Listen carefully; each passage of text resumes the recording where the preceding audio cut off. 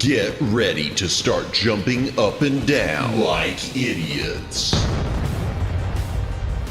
I may not be the world's greatest lover, but 17th place isn't half bad. It's Madamus of the Back Library, former Cosmic Defender turned archive curator, streaming throughout every week. Retro and modern game stream, watch him fail, yapping stream, he'll call you pretty, karaoke stream, prepare your ear holes, movie and TV watch-along stream, definitely not infringing copyright, definitely, bonus gorilla stream, watch them for Harambe. If you don't watch live, Chibi Madamus will cry. Is that not enough? If you don't watch live, the dinosaurs will go extinct again. Don't blame me, I did not authorize any of this. Plus, why watch Madamus of the Back Library for free when you can pay for it? I'd like to talk to you about our special financing options. YouTube channel memberships starting at one incredibly low price. Less than all your favorite prescription drugs. And Madamus will moan the name of anyone who becomes a member live. Wait, what? New schedule posted weekly on X and YouTube. Go read it. Back that up. What's this about moaning? All streams scheduled in Eastern Time, God's favorite time zone. When did I ever agree to moan every member's name? Always streaming horizontal, never vertical, just the way you like it. Quit changing the subject. Follow, subscribe, like, watch, do the things, have the fun.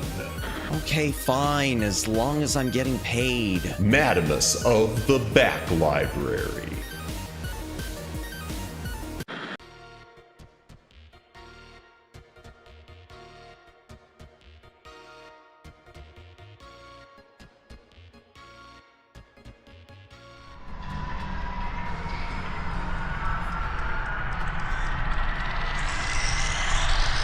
Greetings, brohams, what the dealio? Welcome to the Back Library. I'm Madamus, former Cosmic Defender turned archive curator. Hail to the chat. Welcome in, Daylin. Welcome in, Fumi. Anyone else who's currently watching, welcome in. If you are lurking, thank you for lurking. If you are VOD watching, thank you for watching the VOD. Please consider a comment on the VOD. It does help with the algorithm. Like, subscribe, notification bell, follow on Twitter, do the things, have the fun, win the game. Woo! Y'all. Hello. I just saw no YouTuber Google updates. Nice. Oh yeah, speaking of YouTube and Google. So let me go ahead and give y'all the, before we get into anything. Before we get into the normal, are you winning, son? Oh, I wish, Fumi. I wish this YouTube issue that has my streaming ability crippled. Oh, so let me tell you, for those of you who aren't aware of what's going on, for whatever reason, when I go into my YouTube studio to start a live stream, it will lock up. Whenever I go in with my account, it will immediately lock up on the screen where it's picking up your streaming encoder, and it seems to be the chat that is locking it up. Likewise, if I go into my own streams, if I was to, with my YouTube account, open my own live stream, right now, it will lock up. There is something going on with my account. Something is bugged. I've tried now I've tried 4 different browsers and 2 different PCs. Plus, I have also tried my tablet. Same thing. Doesn't make a difference. And according to YouTube, nothing's wrong, we can't find it. So, yeah. So the way I'm having to stream right now is I have to use, sure, blame us. Yeah, I know. So do better, YouTube. I wish they would. And unfortunately, if it's like former things that have gone wrong, if I try going back to them in, let's just say, hypothetically, 4 days time, let's say Friday night I go back to them and try to open a new case, they're going to come back and say, oh, well, you already opened a case and our engineers have already found that there's absolutely nothing wrong, and immediately close it. So, yeah, I don't know what's going to happen. Excuse me. But it is prompting me to move forward with going ahead and setting up for dual streaming. I am going to try to set up a Discord for notifications. I am going to, right now I am dual streaming on Twitter and YouTube, but the Twitter is just for promotion. It's more of one of those things that, hey, if this says go live, then maybe people will find their way to my YouTube channel through it. I'm thinking about setting up on Twitch, like you do, Fumi. By the way, chat, if you have not I can't speak. If you have not followed Fumi yet, what are you doing with your life? What are you doing with your life? There is something wrong with you, and I can't help you if you won't help yourselves. The link has already been posted by the AI bot. Follow Fumi. Please. She's amazing. Great content and an amazing artist as well. Twitch Primus. Yeah, and there's a little more than even that. So I'm planning to start dual streaming on Twitch. But I'm also, since I've got a hard drive on the way for storage. After I back up everything from YouTube, because I don't trust YouTube, I'm going to upload it to Rumble. I've always said that Rumble is one of those platforms that it's unfortunate that they've become sort of muddied with politics and being associated with politics, because it's a good, solid platform.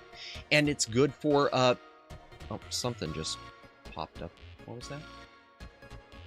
Oh, okay, I don't know what that was about. It said I had to, I get these Discord alerts and I don't know what they are. Oh, okay, it was nothing. I gotta do something about that. I'm going to upload my VODs to Rumble, just so they'll be there. As for streaming on Rumble, I don't know for sure. The problem with Rumble is a lot of countries have banned it because it does, free speech is kind of one of its big things.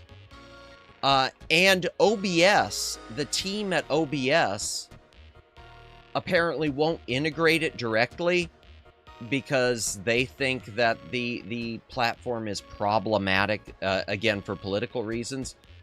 I don't care. I'm just looking at the fact that apparently they've got zero latency or near zero latency for their videos when it comes to chat versus video. I like that. I like the idea of there being zero latency on a streaming platform, or near zero. I keep saying zero, but it's near zero. So it's tempting. But at the very least, it'll be a place to store VODs, because I don't know what's going to happen with the YouTube thing. And one other thing with the YouTube thing I do want to mention, it is not just me. I was contacted either late last night or this morning, I didn't look to see when it was, by someone on Twitter who just happened to stumble across my post and is experiencing the exact same problem. Multiple browsers, multiple computers, locks up right when it's loading the chat. So I told them the workaround, and I forwarded to YouTube about, hey, I'm not the only one, but unfortunately I forwarded that to them right after they'd already said case closed. So, yeah, I don't know. The good news is we are able to stream. The bad news is, like I said, I can't give away gifted memberships. So my 10 freebies I can't give. Because of this, I am trying right now, and for some reason it won't let me do it through the browser. Maybe it's because I was already live. I don't know. I am going to try, chat, to change my membership price from the $1.99 down to 99 cents. I'm going to change it to a $1 membership to try to make up for the fact that I can't give memberships. So, and again, if you can't or don't want to buy a membership, that's fine. I'm not saying, hey, I'm lowering the price, so you need to do this. It's a lower price. What is wrong with you? Why aren't you doing this? That's not the point. It's just to make, as a semi-make good for the fact that I can't give them out myself. Unless I buy them. That's another weird thing. So I open up, I can still open YouTube and go into my streams in browser, but I Excuse me, but I can't go into them in, I could go to them in mobile mode and in browser, but I can't go into them in desktop mode. But when I go into it in the YouTube app, it'll let me buy memberships, but it won't let me give away my freebies. So that's where, in fact, you know what? We're going to do a quick experiment. I can't show this on the Handcam, but I am going to grab my tablet.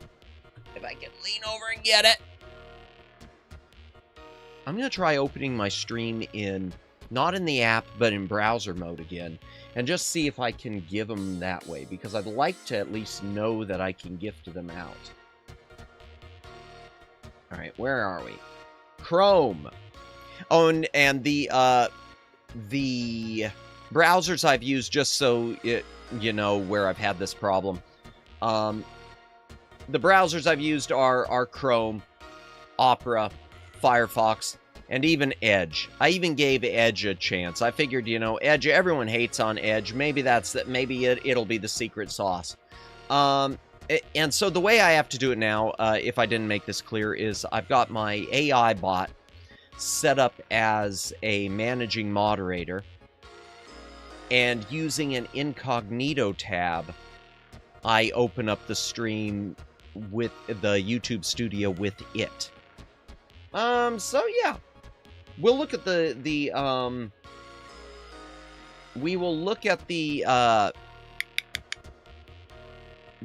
schedule also in just a moment. Let me open this up. Okay, come on.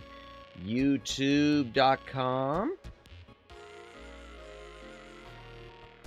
And going to my channel there. Handcam. I say Handcam, and yet we haven't seen any hams yet.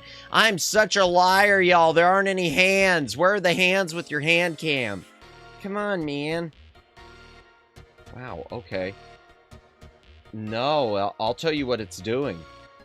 It won't even let me see the, it won't even let me see the live. That seems to be it. It won't even let me see the live chat. Let me try rotating it. No, when I go to it in my thing, it loads it in mobile mode, but it won't even let me see the live chat. Wow, it's so strange. Yeah. Yeah. I've had enough hams for Thanksgiving. Welcome in, Imred. Welcome in. I get it. Hands, ham. Bum. Welcome in. I hope you're doing well tonight. Just talking about everything that's been going down and going wrong, and the broken stuff. And the over-under is, luckily for now, I'm able to stream. I'm going ahead and going to start figuring out dual streaming here and Twitch, which I was always hesitant to do. I liked the idea of having my audience in one place. And also uploading my VODs to Rumble, just in case I want to start streaming there eventually. The problem with Rumble, though, and Luciano, one of my mods, has mentioned this before. The problem with Rumble is a lot of countries don't like the Rumble, and so it's banned in several countries, just because, you know, it won't silence people on speech. What can you do?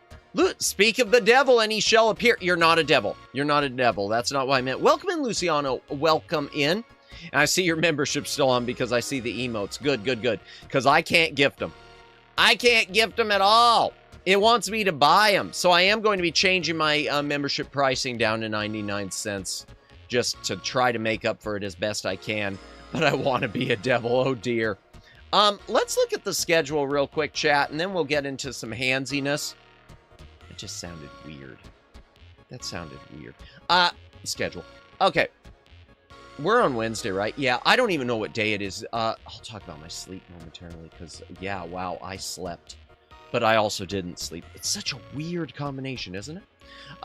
Thursday, tomorrow night, is the full moon. That means we are going to be playing a completely say-so game. Because, of course. We will be playing Love Rhythm, and we'll be doing the final dates, which I'm really, really excited about how much our protagonist will be a total jerk this time. And then on Friday, we're going to do Overkill. Overkill is a now completely public domain, Creative Commons released horizontal or vertical shooter. That was on MS-DOS, originally published by Epic Mega Games, now Epic Games, and it's the one I was thinking about for a merch idea.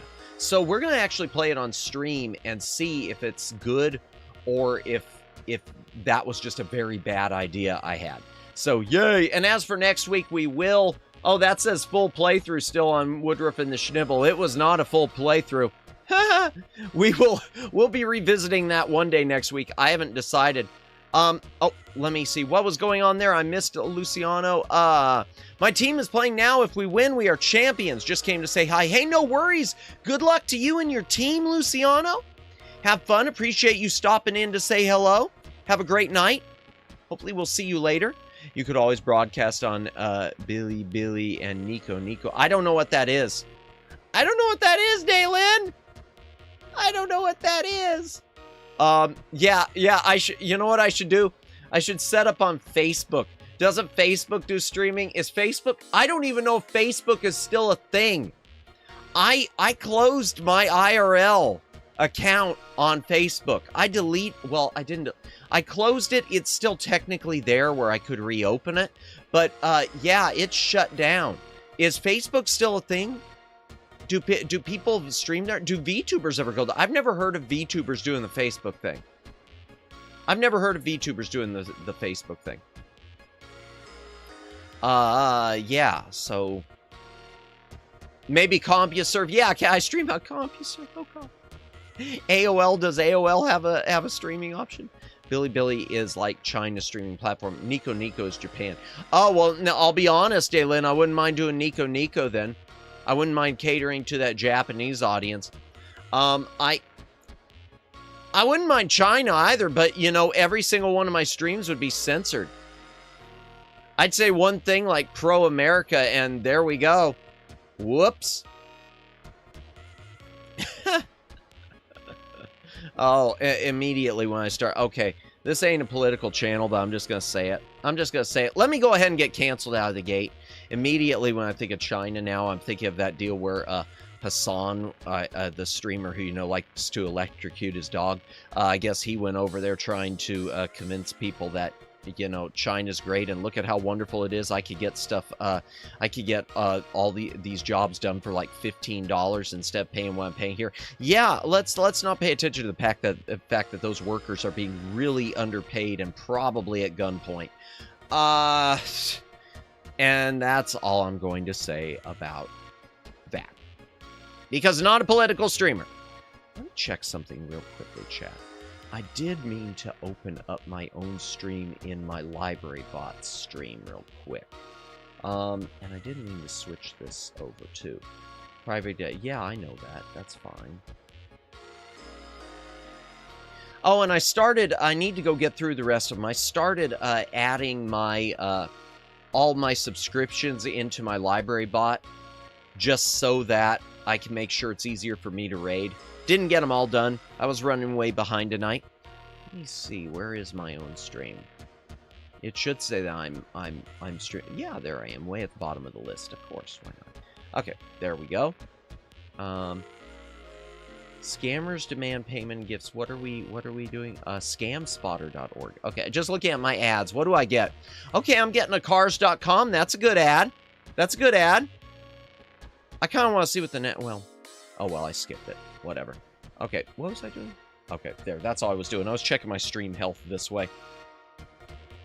Boom. Done. Finito. All right. Back in the game. Back in the game. All right, chat. So, before we start getting the hand cam going, is there anything else to mention? Oh, I will say, because Fumi stopped in. Just a reminder too, chat, Fumi is doing my model refresh. I'm really excited about that. Jennifer, welcome in. Welcome in. Oh, I'm so happy you've still got your membership. I was so afraid it would have expired, and I couldn't, you know, I couldn't gift another because my gifting ability, is kind of, my gifting ability for memberships, if you weren't here when I was talking about it, is busted because of this whole YouTube busted thing. And of course, YouTube has said there's absolutely nothing wrong. I'm imagining it all. All I can do is I can buy gifted memberships to my own channel, but I can't give my freebies. It makes no sense.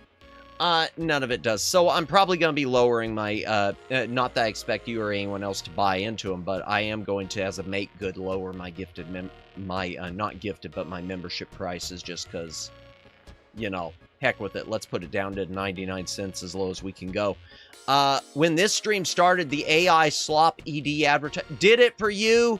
Oh, is that what you got, Daylin? Darn it. Oh, I knew it was too good to be true. I was so happy. I was so happy. 4 days left, and as I said, I will always be, whether I have membership or not. I appreciate you, Jennifer. I really do. And I appreciate everyone who hangs out, whether you're members or not. It does mean the world to me. In fact, I've kind of been are you saying I have? No, it's not that. I'm just saying it's the AI slop thing. No, it's just the AI slop thing. I was hoping that my channel was free of that because, man, I'm getting distracted.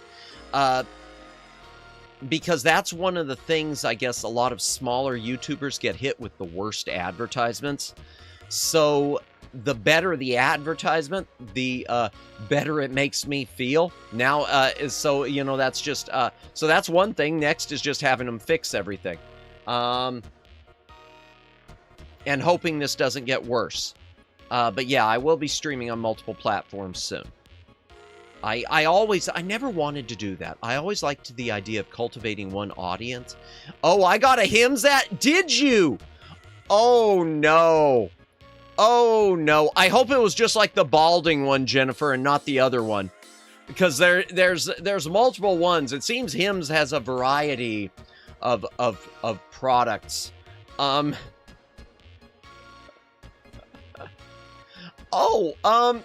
Have y'all seen the YouTube review thing yet? Did you get your YouTube year-end review? I wish I had the picture. Let me see if I could get the picture up here of mine. I saved a couple. Skipped it right away. Bless you. Yeah, I honestly, Jennifer, I skip them right away too. The only time I wish, like I said, I wish I wouldn't have hit skip was when I got, it wasn't Hims, it was that completely AI 100% slop ad. That was so disgusting. I wish I would have downloaded it. I know that seems... Wait, why would you want to download it if it was so disgusting? Well, because I'd like to have a record of it. And also because it was funny. It was just so... It was so awful. It was funny. It was like... Wait, am I on the... wait, did I somehow click a corn hub? I'm a say-so streamer. What's going on here? What were we talking about? Oh, the YouTube year-end review. Let me see if I can find... I didn't get... Where is it? Alright, let me save this to my PC. I can't access all of the images, but let me save this one to my PC. Because I was really... It made me feel... This made me feel good. Let me do YouTube... 2025. There we go. All right, just a moment, chat. Okay. So let's go. Which one? Third thumbnail. Yeah, that's a good one to do. Okay, just a moment. Properties. Change my image. Gotta change my image on this. So I don't know if y'all saw, if you've gotten your YouTube year-end review yet, the recap video, the thing they put together where they try to claim all the things you've been watching when you probably haven't.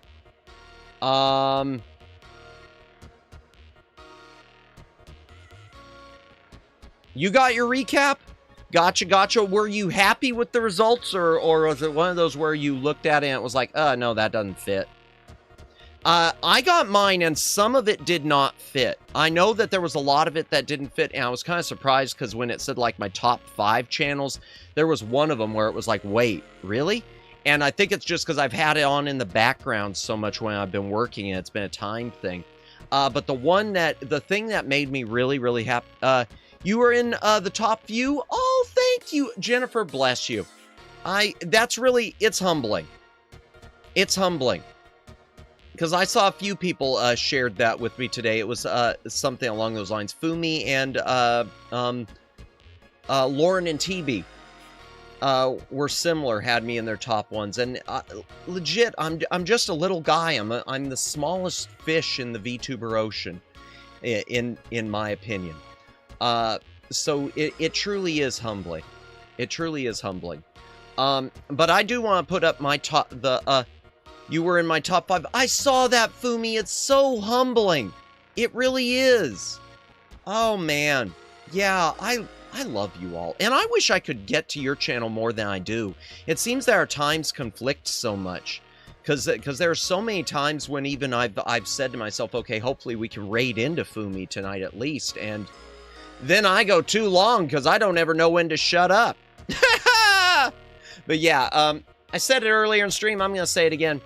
Please check out Fumi's channel. She's amazing. And I'm really looking forward to the refresh she's doing on my model. The model that should have been, as I'm thinking of it.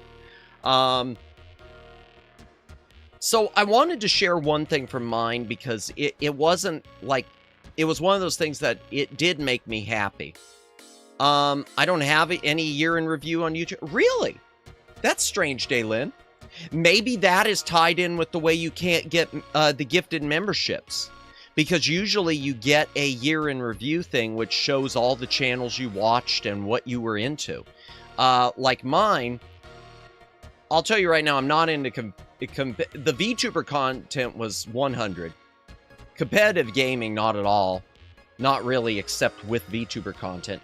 Movie reviews, I do watch a lot of reactions, or I used to, and so I'll probably because app, I don't know, it could be. That could be, but I watch a lot on the app, or I used to. The movie reviews is probably because I watch a lot of reactions, and specifically, I watch a lot of reactions of, this is so weird. I pull up reactions to the original 6 Star Trek movies, because I love to see reactions of people who have never experienced classic Trek in their life and have never seen the original. And I especially love reactions to them when they haven't seen any of the original series, since that's how I originally saw them. So for some reason, because I pulled those up, it's decided movie reviews. But I was happy about the top 3 channels, because I've said before that there are 6 people who I've considered to be the bigger influences on me. As far as even though I couldn't be more different than them, especially that third one, I consider them to be really, you know, the ones who sort of got me into this. There are 6 VTubers I've said who got me, who have been the biggest influences, who got me into this, and so it was nice to see that 3 of those 6 made my top channels. I was kind of surprised the others didn't, but in some cases it might be because they don't do, they don't go live quite as much. Let me shut that off. But yeah, that made me happy to see Sarah, Miyu, and Rhea there, in my top. That made me happy. And the other 3, just so y'all know, it couldn't be more different. Chill and Sussy, don't no, but really, seriously. So many of these people, I feel, are just, I don't mean to be, you know, so self-deprecating, but they are just so talented. They are so talented. And, I mean, I'll keep singing Fumi's praises, too. Fumi is so talented between the artwork and everything else, and the voice act, and now studying voice acting as a voice actress. And so I look at people like Rhea and Sarah and Miyu, and the other 3 who I consider to be my top, which would be Aiko Zuri, in no particular order, Aiko Zuri, Amiya, Aranya, and Umi Kyoku / Ava Hot. Guys, man, I do think you're cool, Fumi. I mean that legitimately. Legitimately. You know, there are, and I mean, there are some streamers who you know, there's some streamers when I'm saying, hey, go check out their channel, it's a reflex thing. There are other streamers where I really mean it, and I think it comes across when I really mean it. People like you, and obviously the 6 I've mentioned, and or 7 depending how you want to count Umi, and people like Neko and Lauren and TB and yeah, and Ryan V Artist, who I mean like you, and I always art streamers, I have so much insane respect for for streamers who do art, because I know that's something that even if I got good, I could never measure up. So it's always amazing. Fumi, you are cool. You just haven't realized you. Yeah. Oh, I think Fumi realizes it. If Fumi doesn't realize it, yeah, I don't know what to say, because you are cool, Fumi. Everyone is amazing. Absolutely.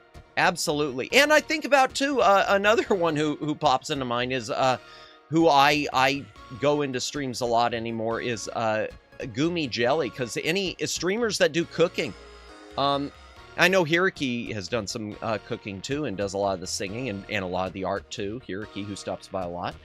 And, yeah, and Gumi does the cooking. There are so many people. And Briar. I mean, Briar Mayer. I'll mention Briar because she stops in a lot. Not just because she stops in a lot, but for God's sake, she wrote a book. She wrote a novel. I've got her novel. I mean, that's one of those things. It's wow. And here I am, you know, I'm fumbling my way through. I'm playing some games. I'm fumbling my way through. I'm yapping about stuff, and that's about pretty much yapping. I feel like is where my skill sets kind of end, because I let anything that would have been a skill set like editing and whatnot atrophy. So from past career, and I mean my past career, I could never. That's something like my past career. For those of you who know about my past IRL life. It was in TV news production, and that's one of those things you can't really... I don't feel like you can bring into the VTuber sphere, like a news type thing, without drifting into politics. And I just knew there are 1,000 political channels or channels that fall into that do gaming, and then they try to do that other stuff and get heavy, and I don't want the heaviness. I can't deal with that. Not anymore. I'm not cool, and I pride myself on that. Oh, geez, you're cool, Daylin. You're cool. Everyone who stops by my channels have to be cool. We're going to put that in as the 11th rule. People who aren't cool aren't allowed here. People aren't cool, not allowed. Not allowed. Nope. Go find another stream. Go hang out with Pippa Pipkin.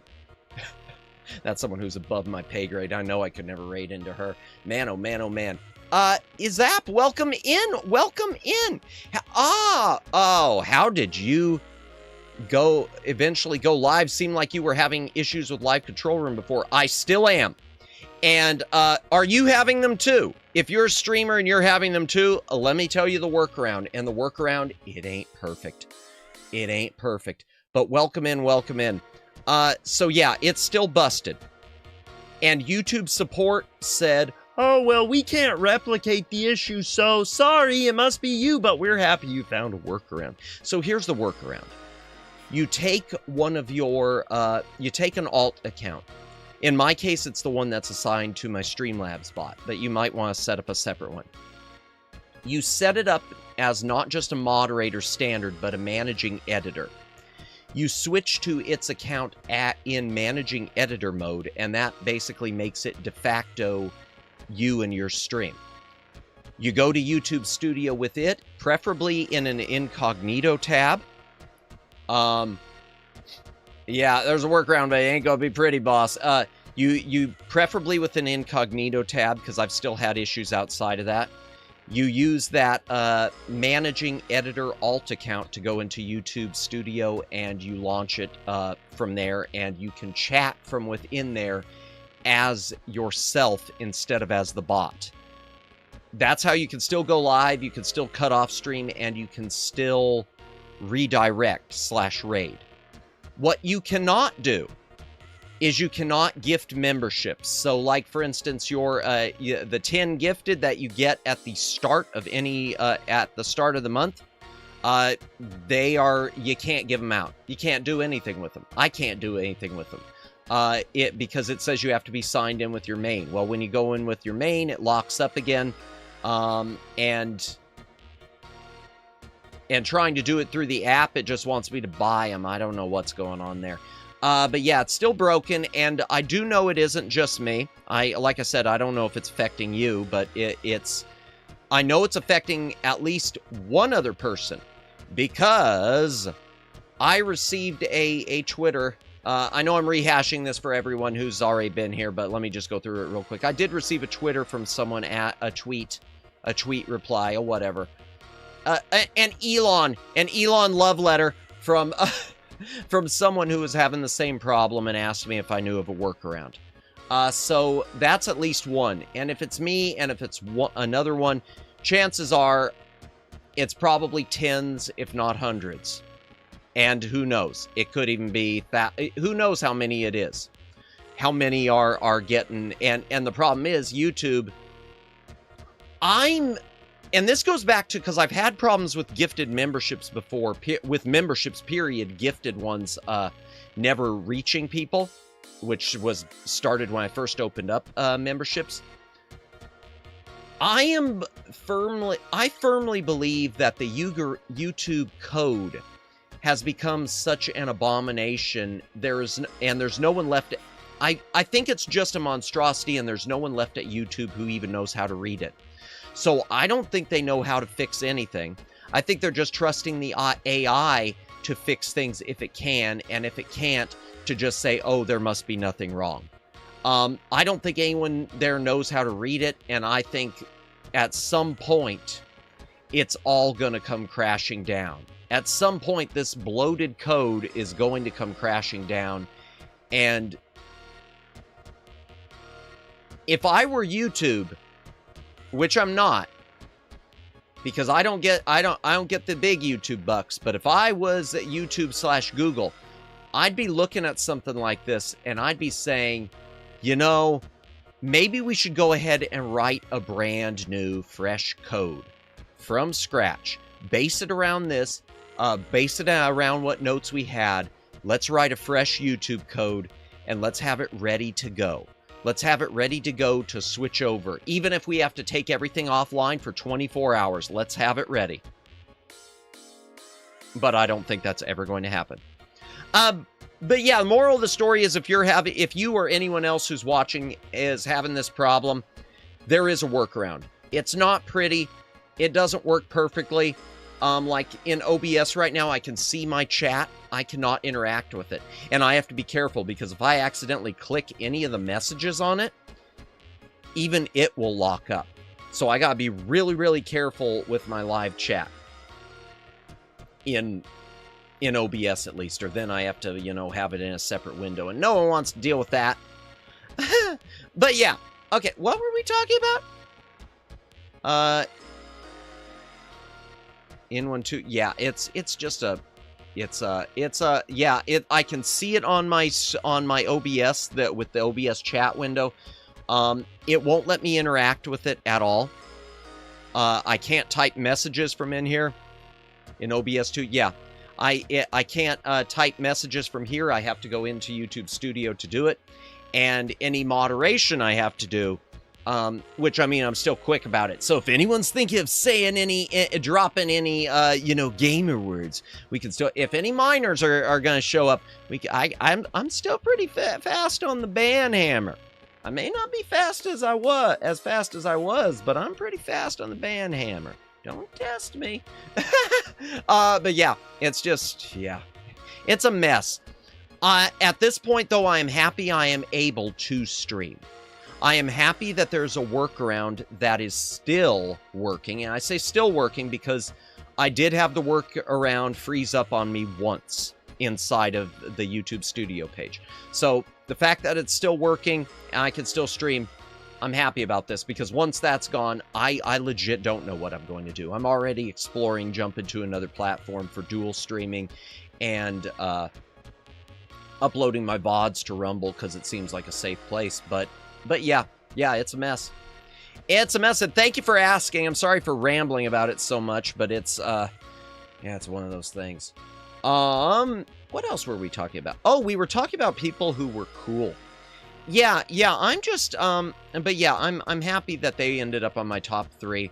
I really wish, I wish all 5 of my top channels would have been 5 of the 6 people who I consider to be my biggest influences. And one of them I know why. OBS is starting to sound like OBS these days. Yeah, but it ain't even OBS's fault this time, Daylin. I can't blame OBS. This is all YouTube. This is 100% YouTube. My model was just lagging a bit. I don't know what's going on there. I'm seeing some stuff. What? Okay, I'm opening up my, let me controls, alts, deletes, and look at the task manager real quick. What's eating up memory? What's going very high? VC face is going high. 4? Wait a second. Okay, VC face is going high. OBS is going high. Yeah, but it shouldn't be messing with anything. My GPU's only at 30%. My memory's at 36%. My CPU's at 30%. So it shouldn't be affecting it. That's weird. Oh, well, I'll leave it open because something's going to crash at some point. YouTube can blame them effortlessly. Why not just join in on the fun? Yeah, I know. Well, and I'll say one thing for OBS. They were, oh, good evening, Flood City. Welcome in. I hope you are having a fantastic night. We were rehashing the broken stream stuff again. Which, you know, I'm streaming, but still broken. But welcome in. Hope you are having a fantastic night. Hope everyone is. Hope everyone is feeling well.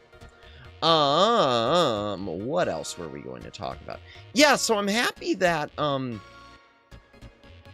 happy 3 of my 6. I wish, 5 of my 6 would have wound up on the top 5 channels list.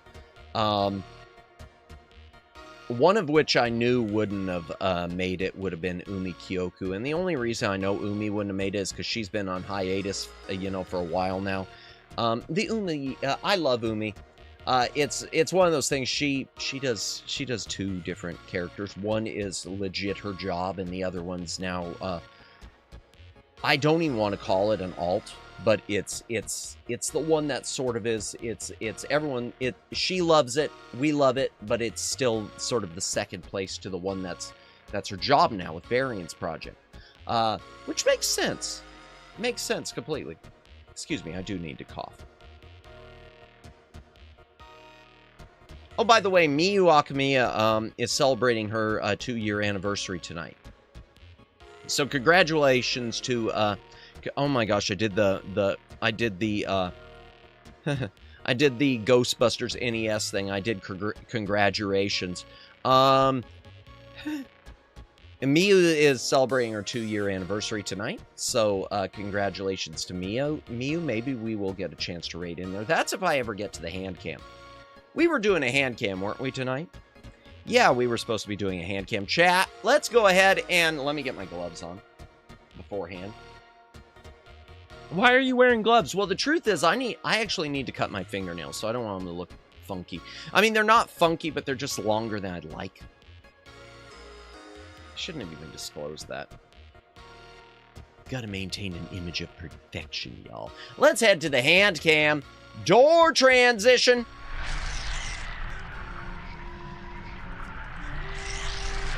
Okay. And hydration break. If you've got a drink, take it. Whoops, I bumped the mic. Sorry. Let me move it forward too. Clicky, clicky, clicky. Boom.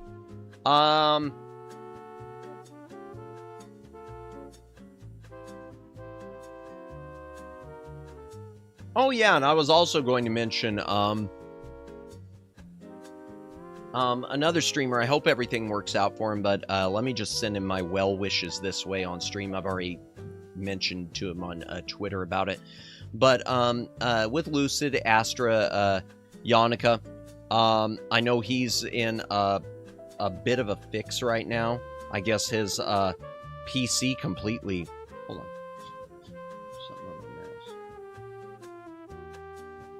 I can't get on.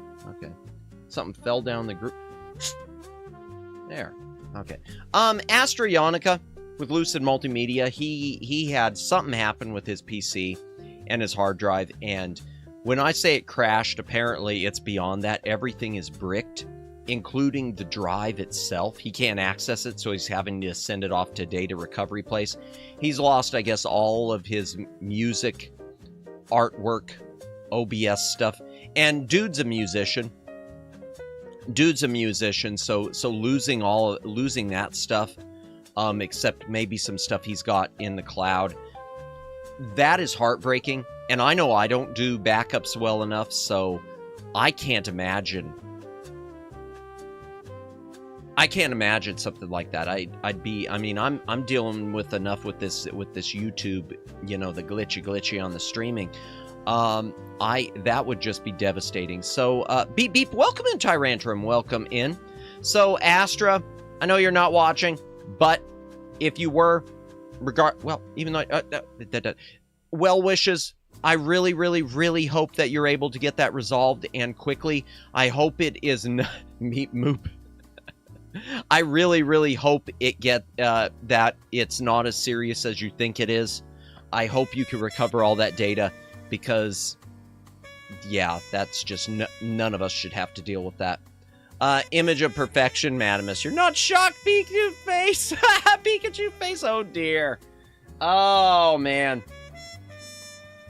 Do I have these in the right order? Okay, I do. I was so afraid I put them in upside down.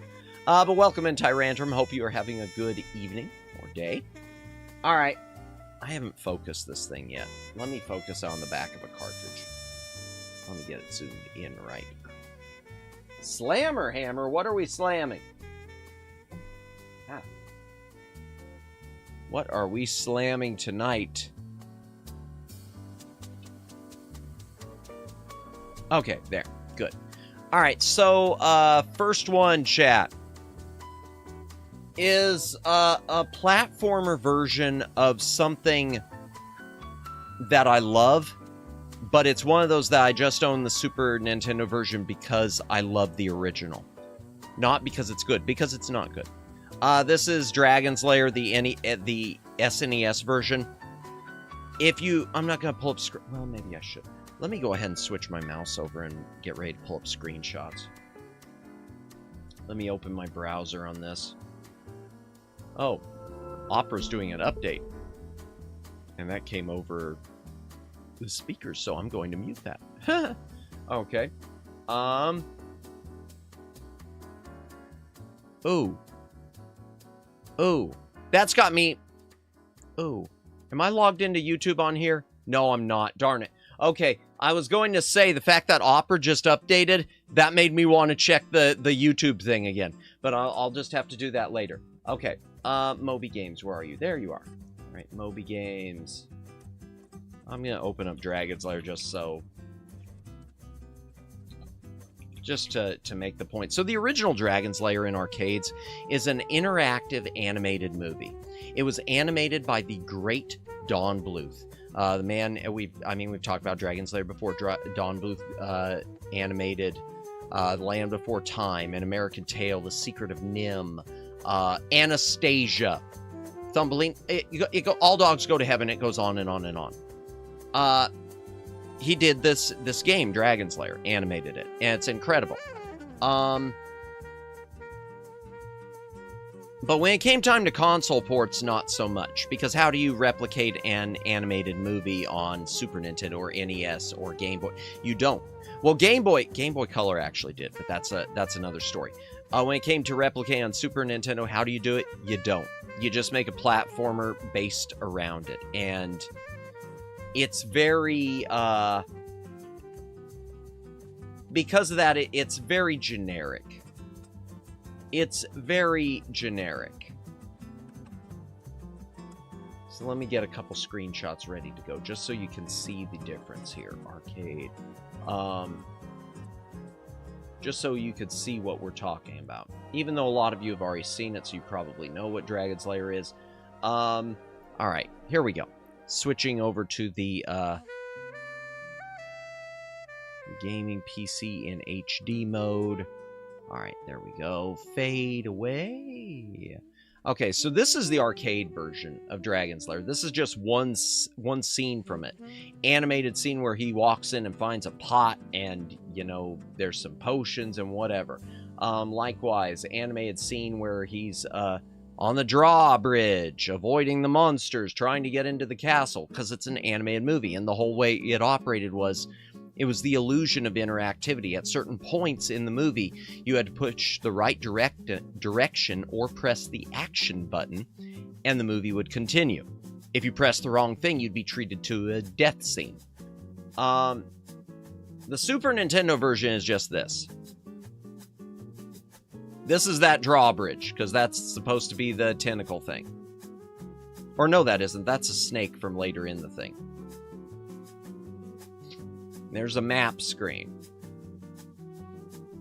This is probably the closest thing to the actual animation that you've got in it, is a Mode 7 effect approaching the castle. Okay, is there anything other than... Let me go back to gallery. Is there anything... Okay. Yeah. So it's just a platformer. It doesn't look bad. It doesn't look bad.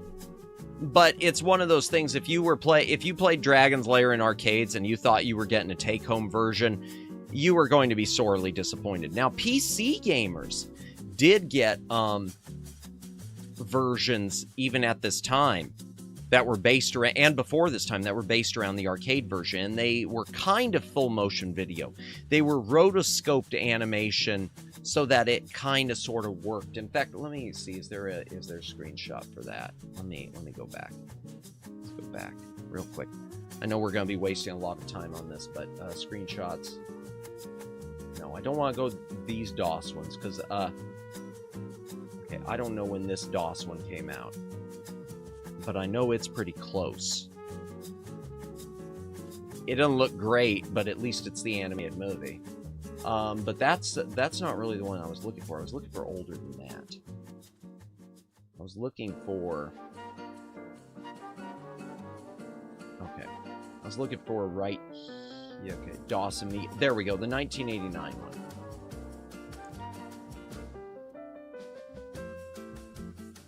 Because this was on floppy disk. 3.5-inch floppy disk, 5.25-inch floppy disk. Oh, all they've got is a trailer. Well, that doesn't help. Screenshots. I clicked the wrong thing. Yeah, as you can see, it isn't perfect. It's using what it can, but it's clearly based around the arcade version. And the Game Boy Color did something like this too. There is a Dragon's Lair on Game Boy Color that if you just want something really cool on your Game Boy Color, something that's really nifty, it's worth your time. I'm gesturing with my hands and you can't see those. That's what kind of sucks about using VC Face, is you can't see my hands. Someday, I tried using other programs where it's got hand tracking, but it was always kind of wonky. And besides, my thought always is, 2D models don't have hand tracking usually, so. Alright, let me close that. And let me go back to the Handcam. Alright, so Dragon's Lair. One down. We're going to go through these pretty quick. Because, yeah, I didn't mention it. So, I did get good sleep last night, and I hope all of you slept well, too. I got good sleep, but I didn't, because stuff's still playing on my mind. I crashed, woke up after a few hours, couldn't get back to sleep, then fell asleep again. I got a lot of sleep, but I don't feel like I rested. So, hopefully tonight, maybe I can make up for that. And I know a lot of you have been in the same boat with that, so, we're all in this together. Okay, this is an interesting one. And I want to play this on stream one day, even though it's not the greatest game, because it's interesting. This is something Briar Mayer, our friend Briar, would appreciate. So this is Jurassic Park Part 2. The Chaos Continues. Yeah, not The Lost World. Ocean decided to make a Super Nintendo, and I think there's a Game Boy version of it also, sequel to Jurassic Park. It is sort of it's kind of a Metroidvania. You're exploring the island, It's a side scroller. You have to travel between different areas. One of the things that's set, pretty sure I rented that. Yeah, it's an interesting number. One of the things too that separates it, that really sets it apart, and this is one of those, even if the game sucks, it's got something cool about it. It has an opening cutscene that is fully voiced. It's got a fully voiced opening animatic short cutscene. I mean, on Super Nintendo, that was a novelty. Nowadays, that's nothing. But that was a novelty here. And of course, the cutscene, though, didn't really make much sense to people like me. It was some guy saying, "Engine must be eliminated. I will have control of Jurassic Park." And then, launching the helicopters. Go, go, go. And I think the thing about it is, and I'm going to pull up the Moby Games thing again. I hope we don't do this all night. I think you're supposed to be playing Dr. Grant, even though you look nothing like him. Oh, Megs! Welcome in, welcome in. You missed all the cool yap. Welcome in. I hope you are having a great night. We're on the Handcam part. We talked about the stuff that's broken and that I can't gift memberships, but that's okay because I am planning to try to lower my gifted membership prices to 99, or my membership prices to 99 cents each to make good on the fact that I can't gift them. So hopefully that'll be soon. Oh, and Megs, I want to say thank you to you. That clip you posted on Twitter for me, that I know, it wasn't that much. Oh, well, there were parts of it. I'll go back over a part of it. Because we talked about the YouTube thing, about the YouTube year-end review thing, and I was happy that three of my top 6 made it into my top 3 channels. And I was kind of sad that the rest didn't. My top 3 being Sarah, Miyu, and Rhea. So that made me happy, and how humbled I am too at a few people who have said that I made it into their top 5. I'm so humbled about that because I don't get it. I'm just a little guy. I'm a fraud, y'all. But welcome in, Omegs. Welcome in. Anything else? No, I don't think so. No. Oh yeah, but thank you, Omegs. I meant to say thank you. I started to say thank you. Thank you for that clip you did last night.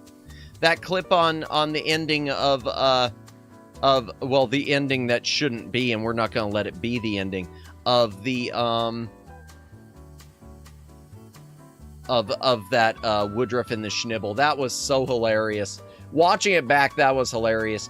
I will never know my top 3 are. I don't know what the deal is with that, Daylin. That's odd because it's an app-based thing. That's where it shows it to me, is in the app. Jurassic Park, yeah, we were just... welcome in, Briar, welcome in. It's a summoning word for you. I came at a good time, yeah. Yeah, this isn't just normal. This is part 2, the chaos continues. Not the Lost World. Nope. And chat, if you have not followed Briar Mayer, she just had her 2.0 debut. She's written a book. Follow Briar Mayer, please. Fantastic content. Very different time zone than mine is too. So if you want to watch someone not super early morning, but early enough, like, when you're having breakfast, if you're in the US, like 9 a.m. Eastern, around that at times, 7, 9, whatnot. Perfect streamer for you. Have you read the book? I've been saving it, Briar, because I wanted to do the live reading. I haven't read it because I'm saving it for that. I wanna react as I read it. I really do want to go in, other than reading the synopsis, which we did read the synopsis on air at one point when I showed, because I did show it off. I did show the book on my Handcam when it showed up. Yeah, with your permission, of course, Briar. Let me back this up. The year. Okay, what do we got? The year of streaming showing results in the heart. You have touched all of those you've touched all. Thank you. I appreciate that. The year of streaming is showing results in the heart of those you've touched. I appreciate that, Omegs. I appreciate it. Yeah. And of those who have touched me. I'm happy that it showed with the top 5. It showed 3 of my 5, the people who have been the biggest influences on me. So that makes me happy. I'd have to find that stream. I'll have to find, you know what, Briar, if I can find it, I'll send it to you. I'll send it to you. It wasn't that much. It was just showing that, hey, look what arrived in the mail. It's one of my hand cams. I'll send it to you later tonight after I finish. Sarah would be proud of touching your heart. Gosh, man. I don't know. I don't know if Sarah or Rhea would. Oh my gosh. But no, I'm happy. I've said before too, I've always been happy too that of the 6 people who have been the biggest influences on me, Sarah would be proud of your touching. I don't even know how to react to that, Omegs. I'm trying to get my brain moving past. Oh my gosh. Yeah, I've said before, I'm happy that I feel so blessed too that of the 6 who I've considered my top, I'm always hesitant to use the word Oshis, but the 6 who have been the biggest influences on me, 4 of them followed me back. 4 of them I'm essentially mutuals with, and that's always been, you know, humbling. In fact, here, let me see if I could get that for you real quick, Briar, with one of these channels that's screwed up. Okay, which account is this? Is this the editor account? No, it isn't. Oh, yeah, it is. It must be. Yeah, is it? Yeah. So, okay, I can find it. Open in new tab. Sure. Live. Which one was it? Just a moment, chat. Just a moment. Okay, it wasn't that one. It wasn't the live reading. It wasn't the horror watch along. Or maybe it was. No, it wasn't that. It's one of the SNES. Okay. Was it that? Okay, it might be that one. Just a sec, chat. Just a moment here. I gotta get past the ad. What do we got? Oh, we got Wawas. If you don't know what Wawas is, it's a... Oh, okay, yeah, because there's Nova 9, Shadowing. This has to be it. There we go.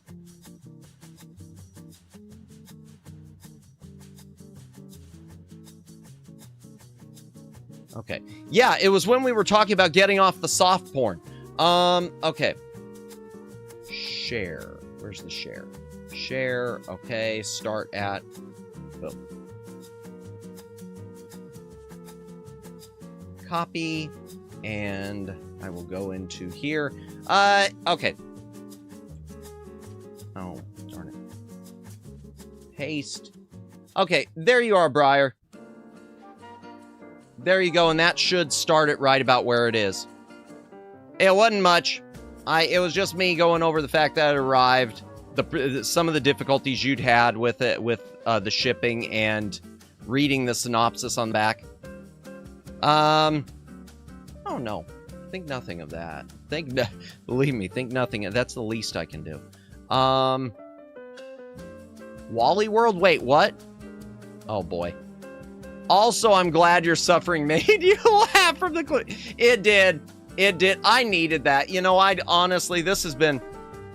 I'm sure a lot of you can understand. This has been a rough week and a half with everything going on. So, and then having that happen, that was something I needed. So yeah, thank you. You said Wawa's? Yes. Oh, Wally World. No, Wawa. So Wawa, for those of you who don't know it, it's along, I think it's mostly East Coast in the US, but it's a service station, gas station, convenience store, that's grown a lot, and kind of, I guess they became famous because of their, sandwich vending machine, or something like that, which of course my thought is sandwich vending machine. Oh, obviously you've never seen the cool stuff they have in vending machines in Japan. Oh, a sandwich vending machine. Well, isn't that cute? Okay, but.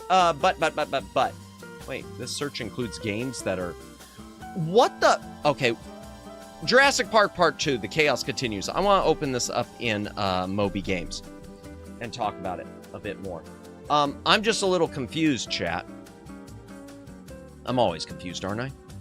So I'm a bit confused because I just noticed I looked up Dragon's Lair, and it says this search includes games marked as adult.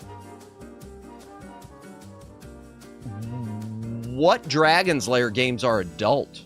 Usually in California, Wawa's is short for Wally World, which is slang for Walmart. Oh, yeah. Yeah, I forget that it's slang for Walmart because I do know people who used to call it that, Walmart. I'd never heard it for Wawa, though. But Wally World, yeah. But my thing is, Wally World, I always associate with National Lampoon's Vacation, which, if those of you who haven't seen it, it's they couldn't get Disney Worlds or Disneyland, so they did Wally World instead. Roy E. Wally! Okay. Jurassic Park Part 2, Electric Boogaloo. Part 2. The chaos continues. This is a weird situation, like I said. It's a platformer shooter. Ocean, I guess they couldn't wait for, you know, there to they didn't know, I guess, at that point if there was going to be a Jurassic Park sequel, The Lost World. So they had the license. They did their own sequel. They came up with their own story. 6.5. It's not the best game, but it's unique. Like I said, it's got an amazing opening sequence because it's fully voiced. I wish I could show it on here. If we ever play it, obviously, I'll show it. But, okay. The description. Official description. 1 year after the events of the Jurassic Park, John Hammond wants to bring Jurassic Park back, and he sends Dr. Alan Grant to aid a team of heavily armed men down to the former park to restore order. Meanwhile, Biosyn Corp has sent men down to the... This is missing some connecting words, so I'll be inserting them. It should have said to the, but whatever. Okay. Meanwhile, Biosyn Corp has sent men down to the former park so the company can gain control of the park for themselves. In this 2D shooter, Player 1 controls Dr. Alan Grant, and Player 2 controls Tactical Sergeant Michael Wolfskin, and alone or together you face off against the free-roaming dinosaurs of the once-known Jurassic Park, along with the members of the Biosyn Corp. Your player always has 6 weapons. Your primary machine gun and cattle prod are unlimited, and most take down both the humans and dinosaurs, but some only work on the dinosaurs, such as the cattle prod. Most of the levels are non-linear, so you must explore different pathways to complete the mission you have selected once you have selected either 1 or 2 player mode. Let me back this up. Have you ever played the Jurassic Park arcade game where you shoot dinos? No, I haven't. Okay, I'll look that one up too. No, I haven't. Is it good? Is it fun? The only ones I played the NES one, which stream of that was an experience. Oh, Megs could tell me that. I crashed out and then pulled myself back. The Genesis ones... The 2 first ones I played on Genesis briefly. I have them, but I haven't really played much of them. Jurassic Park and Rampage Edition Jurassic Park.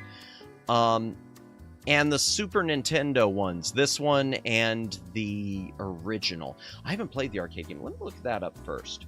Moby Games. Let's see what it said. Does this pull up adult content too? Yeah. It includes games marked as adult. You don't say. Oh, and I have played the DOS one. I wish I had it. Sega CD was a point-and-click one. Okay, where's arcade? Oh my gosh, really? It's not going to show me arcade. It's fun. I used to play it tons as a kid at arcades and stuff. It's got like 3 levels. It's kind of short but fun. Nice. Well, as long as it's fun, that's what we love. Let me see, arcade. There we go, Jurassic Park Arcade. Really? 2015? Okay. That's not that old. I would have expected it to have been a bit older. Okay. Oh, it doesn't have screenshots. All it's got is the media. Okay, covers. What do we got? Motion seat. Over 30 dinosaurs. I wish it would show more. Japanese one. I'll have to find it some point and take a look at it. I'll have to find some YouTube videos. Let me see. Is my YouTube isn't logged in, and I can mute the audio on it. I got it muted, so here we go. Jurassic Park Arcade. Oh, there's a 94 one too. Okay. Oh, okay. Here we go. Here's an older one. This must be at the Sega one. Okay. Oh, I got an ad. Oh, good. It's for Meta. Yeah. I'll be sure to give Zuckerberg my money when I get around to it.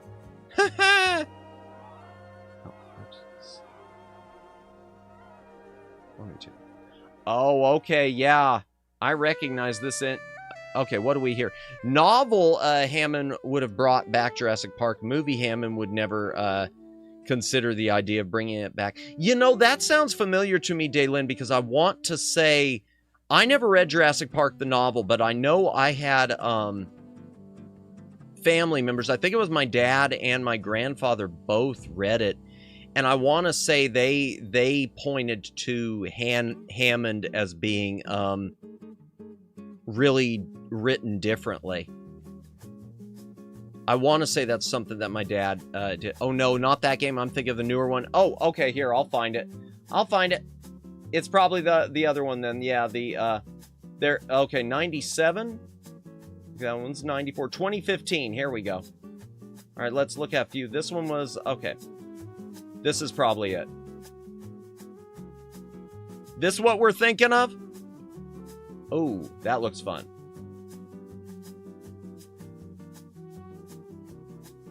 Yeah, that one. Okay, 2015. Gotcha.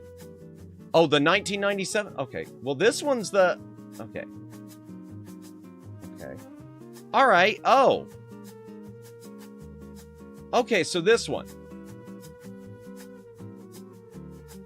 Man, I didn't know there were so many arcade games of Jurassic Park. I didn't know there were that many different arcade versions of it. That's kind of awesome. The 2015 one looks cool, though. Yeah. 97's the one I recall playing. It was awesome. Yeah, I've never played any of the arcade ones. Well, it looks like it's... I hate to start talking...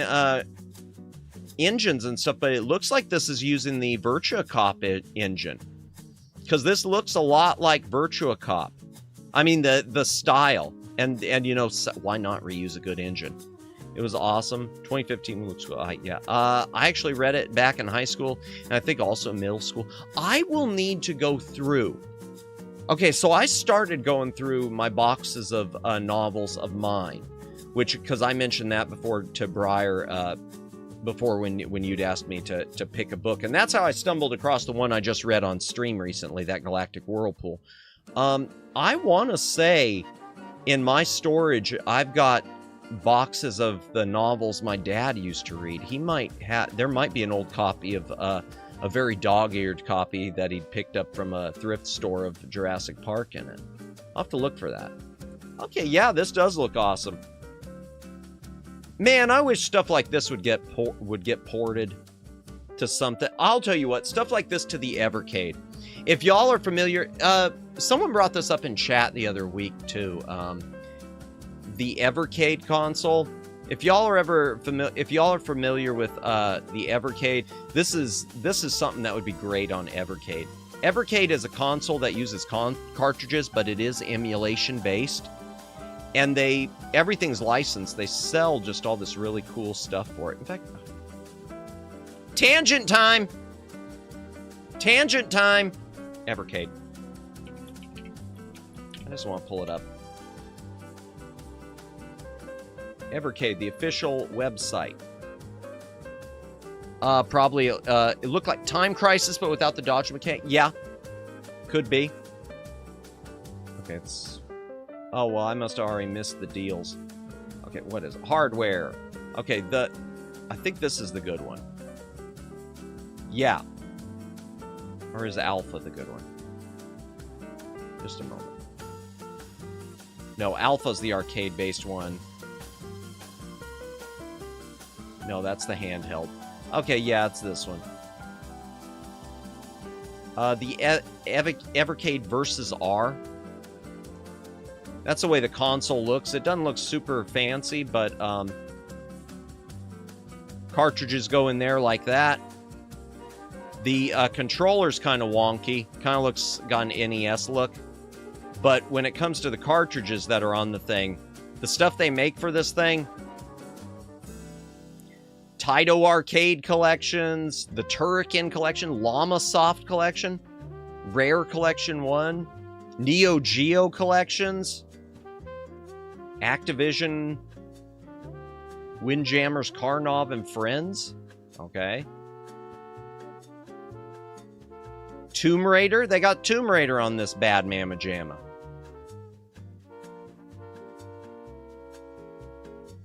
Legacy of Kain? My gosh.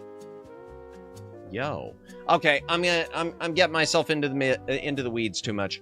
I'm getting myself into the weeds. But yeah, that looks like a prime candidate for the Evercade, that Jurassic Park arcade game. I did read in middle school too.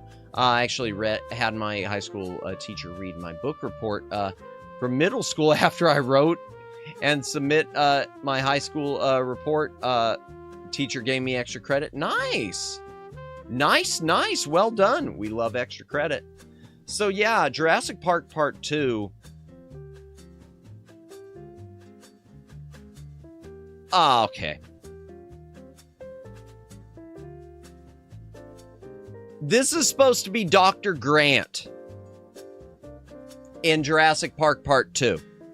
This is where my problems with Jurassic Park Part 2 begin.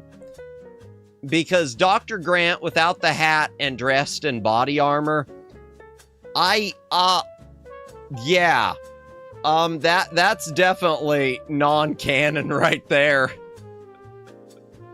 Dr. Grant driving a tank. Yeah, I can't see Sam Neill in this. I love Sam Neill though.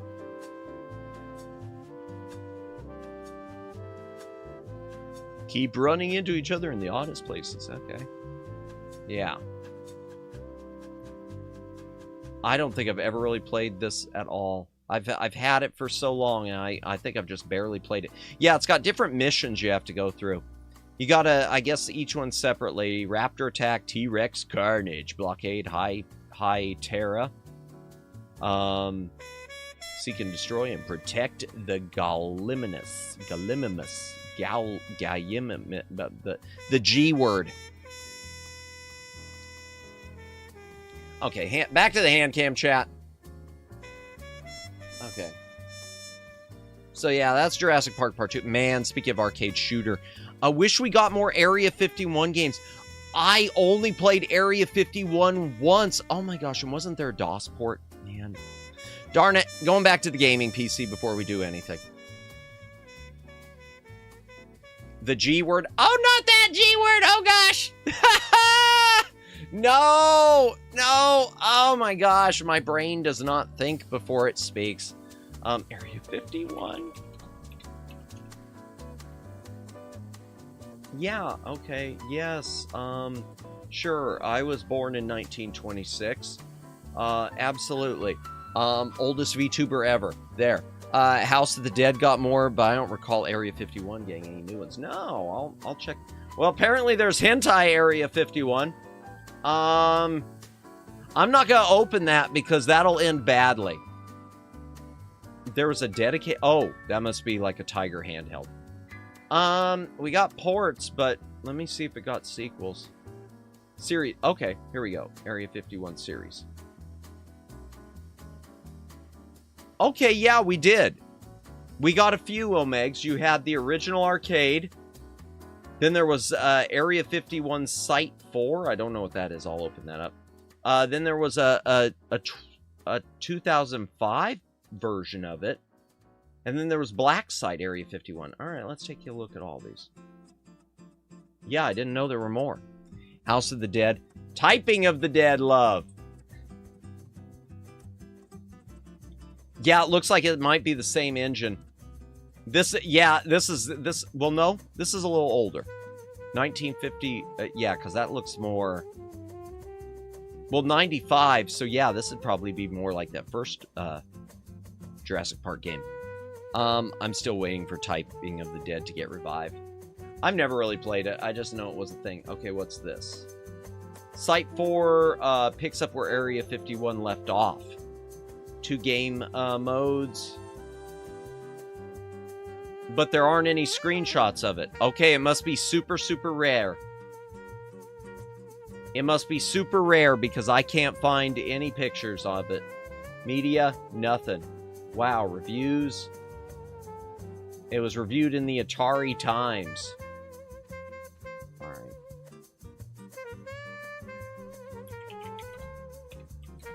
Site 4. Yeah. Alright, let's check out Wikipedia. You're not getting any money from me, Wikipedia, ever. Like Mesa Logic, published by Atari, sequel to Area 51, picking up where the first one left off. Graphics improved, they rely on the same full motion video technology. Gameplay remains largely the same.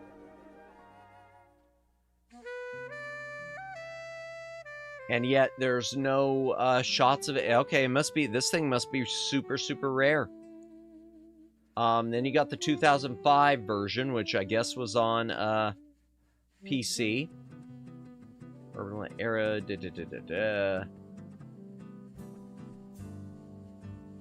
Midway would have been Atari. All right, so here's the 2005 version.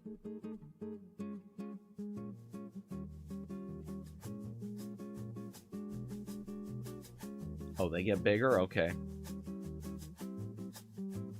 And then Black Site. PlayStation 3, Xbox. Okay. First-person shooter. Okay, this one, but these ones are FPS. Oh. So the later ones aren't rail shooters so much as they're just for FPS games. Oh. All right. That's unfortunate. So they abandoned the rail shooter thing and made them FPS. Well,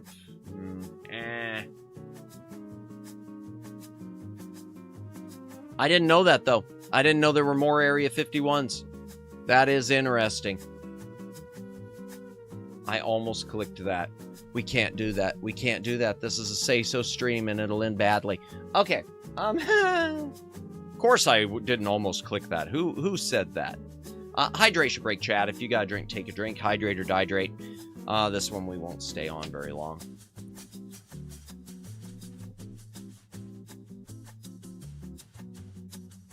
Yeah.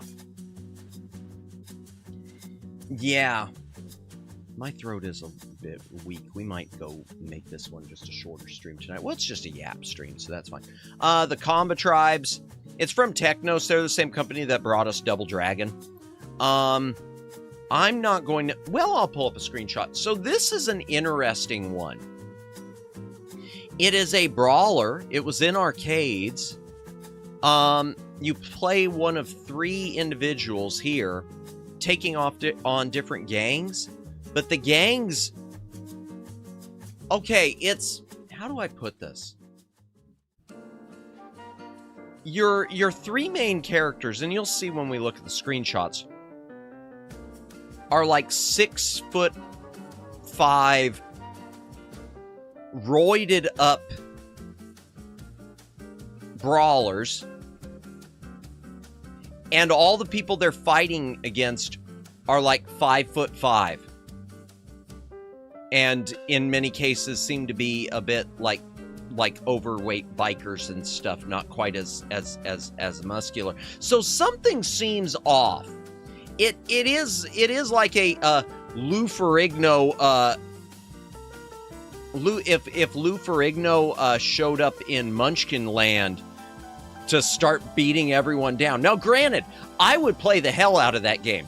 You give me a game right now of Lou Ferrigno versus the Munchkins, I will be the first person to buy. Well, if the price is right, I will be the first person to buy it. If it isn't right, I'll be the next person once it's on sale.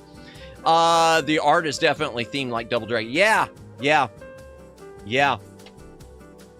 This is one of those ones I remember getting cheap as a teeny tiny Madamus. We're pulling up screenshots. Oh, and this one is on the Evercade. It is on the Evercade. Okay. Comba Tribes. I think I'm right. I hope I'm not misremembering. Yeah, they're arcade, SNES, Wii, Windows, Ant Stream. Okay, it's on Ant Stream. 5.6. People didn't like this. Okay. Oh, comment. Put you and a friend in the shoes of cyborgs. Oh, we're supposed to be cyborgs. Berserker, Belova, and Blitz. Yes, those are their real names. As they attempt to defeat the evil crime ring Ground Zero, led by the cybernetically enhanced Martha Splatterhead and her minions. Yo! This is the greatest plot ever!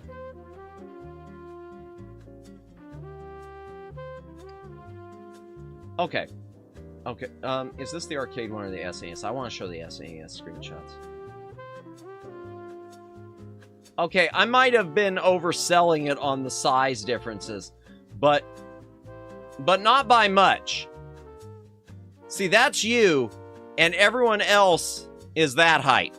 So there's got to be a foot there. There's got to be like 10 inches difference. 10 inches to a foot difference. So, yeah. I mean, because you could tell the placement.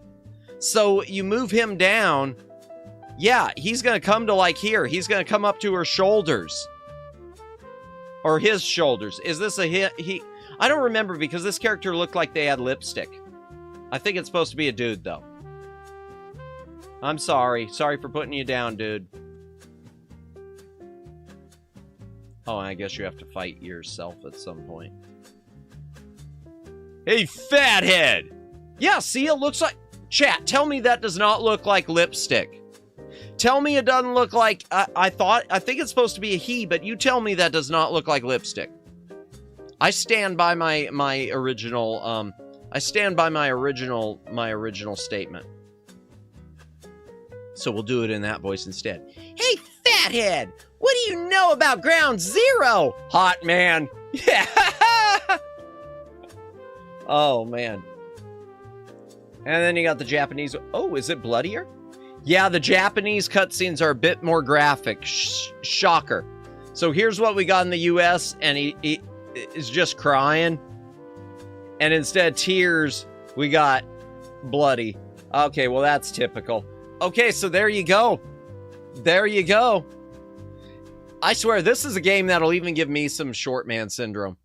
Because I've told you, you know, model-wise, both lore-wise and IRL-wise, I'm 5'10".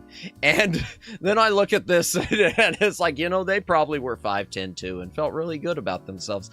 Let me go ahead and get back to the hand cam. Oh, yeah, this is a game.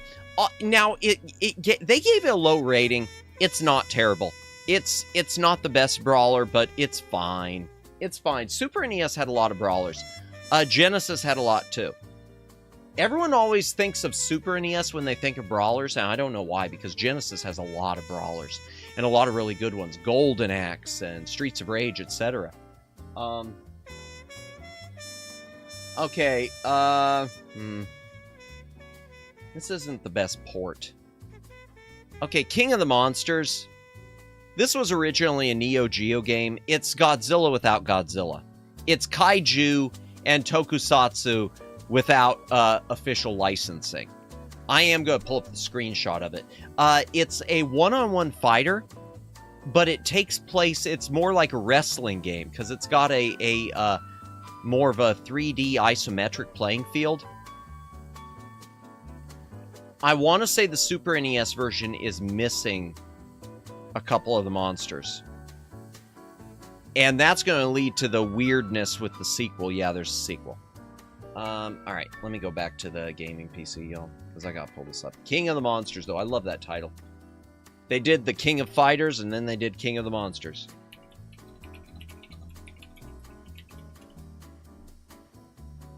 Yeah, there are a couple different... That's interesting. So is the Genesis King of the Monsters a different game? I'm going to check that because I don't know. I thought it was the arcade that was a different game. That's interesting. All right. King of the Monsters 6.0. It's okay. Screenshots. Lori as a kaiju. Who's Lori? I don't know who Lori is. Yeah, but this is the arcade version because it was Neo Geo, if it opens. Oh boy. My browser's not working. Oh, there it is. Okay.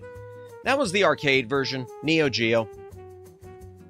That's a capital I, not L. Oh! Iori? Okay, who's Iori? Because I don't recognize the name. Okay, so in the arcade version, King of the Fighters... Okay, see, I know King of the Fighters exists. I've never played it enough to know all the characters. The donkey from the... from the Pooh stories? Oh, dear. Oh, Eeyore. Nice. Bump. Thank you.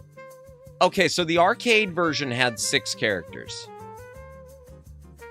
You got knockoff Hedera. You got knockoff Ultraman, kind of, but with a bug look.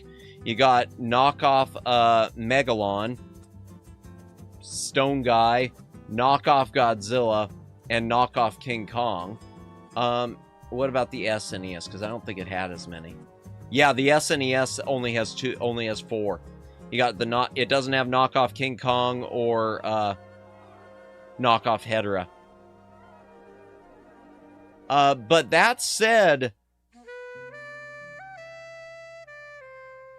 it never, the Super NES one doesn't look terrible. It doesn't look terrible. Let's head back to the Handcam. I haven't played much of this. This is one of those ones I thought I'd love because I love classic Godzilla. I don't remember loving it. But I know that, I mean, it was a big enough deal to get a sequel.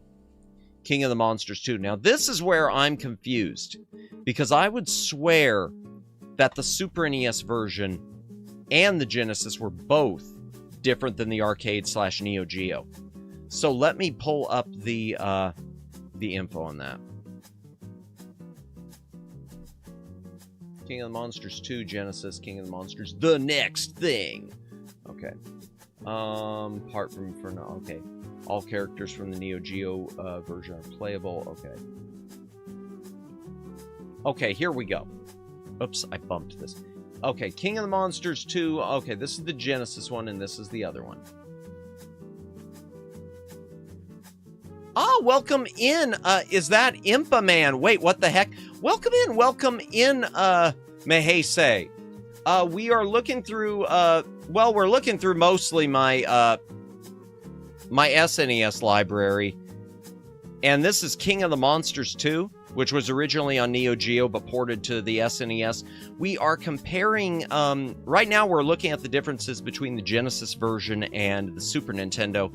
And the FOMO in me is suddenly feeling like I need to hunt down the Genesis version if it is a lot different. So, because that's just the way I am. Okay, so the SNES one. Okay, similar to its predecessor, choose from 3 monsters. Okay, Okay, so apparently... Okay, so this one... They really cut it down.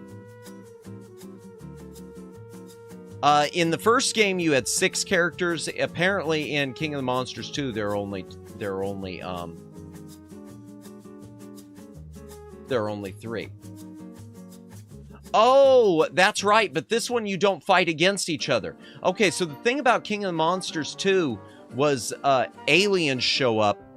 And now you, as the giant monsters from the previous one, have to fight these alien invaders.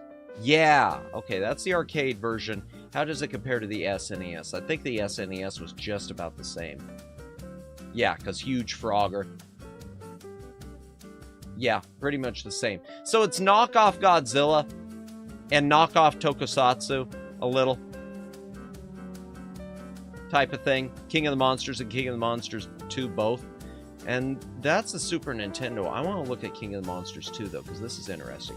Okay, on Genesis, slightly different game than the Neo Geo. The original let you play one of 3 different monsters and go through side-scrolling beat-em-up stages and fight non-playable monster boss enemies. The Genesis versions are reworked into a one-on-one fighter similar to the first King of the Monsters. Oh, so it's different! What are the ratings differences? What did they give them? Okay, this one's 6.2. Wow, so the Genesis scores higher. That's interesting. Yeah, okay, it's got a lot of different ones. Okay, so it's more of just a one-on-one fight. Ooh, that's interesting, chat. I never knew there was such a difference. I never knew there was such a difference. That's very interesting. Let me switch back to the hand cam. Oh my gosh, I never got off the hand cam. I was pulling this up, I was looking through all this, and I was on the hand cam still. Oh, I am awful. I am the worst streamer ever. Anyways, yesterday I got some beef from someone who says anime only needs, got a beef with someone who said anime only needs quality animation, and if you wanted a good story, go read a book. Really? Like Full Metal Hell. I can, yeah, I'm thinking there are so many animes with, amazing stories. So many where the animation takes second place to the story. Even when I love the animation, Ghost in the Shell. I mean, the original 2 movies, I love both of those. Story-wise, I would even say Haruhi Suzumiya. I think Haruhi Suzumiya has an incredibly deep, has a much deeper, if you look at the original, the series itself, Melancholy and the follow-up movie, Disappearance, I think it's an incredibly deep story. More than people give it credit for. Probably, possibly. Yeah. I mean, you're better off just ignoring people like that, though. People are gonna, you know, it reminds me of there are people in my family, especially my father. My father is one of those types who, he looks at any animation, and his reaction is always, well, it's just a cartoon. It doesn't matter how adult the subject matter is, he won't take it seriously because, well, it's a cartoon. And that's unfortunate. Some people can't look past the animation because they've been sort of, they've been trained to associate animation with children's productions, with cartoons. All right, let me show you the difference since I screwed it up. Okay. Let me go down to the Super Nintendo. The Super Nintendo and Neo Geo of this are the same. King of the Monsters 2.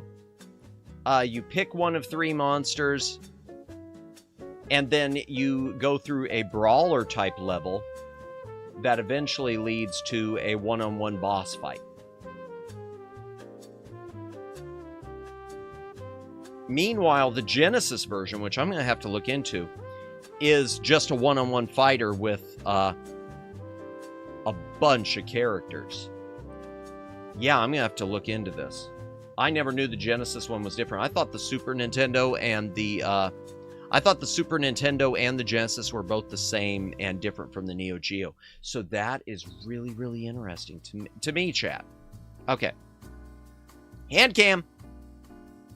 King of the Monsters 2. I'm spending oh my gosh, we're already almost 2 hours into stream. Not much to say about this one, except it's got some nicks in the label. That's unfortunate. Oh well, hydration break real quick too. If you got a drink, take a drink, hydrate or dehydrate.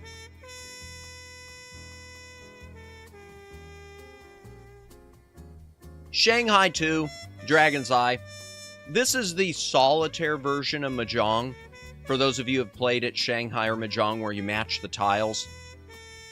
Nice thing about this, I'm not going to show screenshots, but nice thing about this,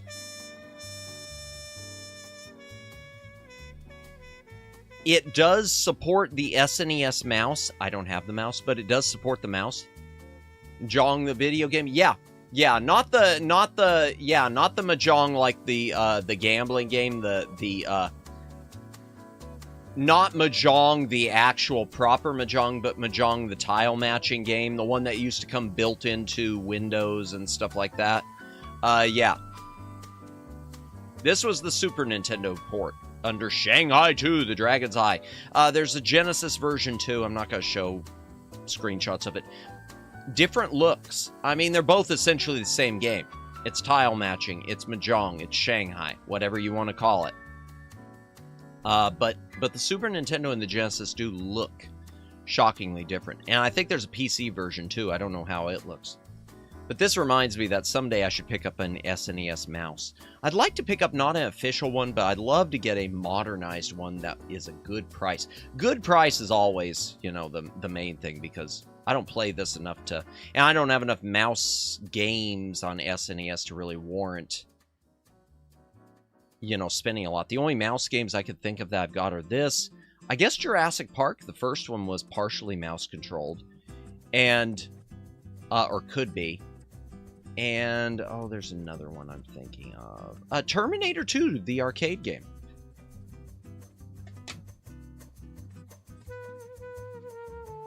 Oh, this one makes me sad. I'm not gonna... well, it makes me happy, but it makes me sad. This is Flashback, The Quest for Identity. This is the first version of Flashback I ever played. And it helped me to fall in love with Flashback. That said, it's the worst version. The Super Nintendo version of Flashback, for those of you who have never played it, if you've never played Flashback, Madamus, if you ever want to convince your dad. Otherwise, I can think of several schmentals to oh dear.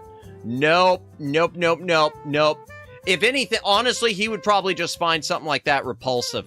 He'd find something like that repulsive because why are you looking at cartoon? Why are you looking at cartoon nudies?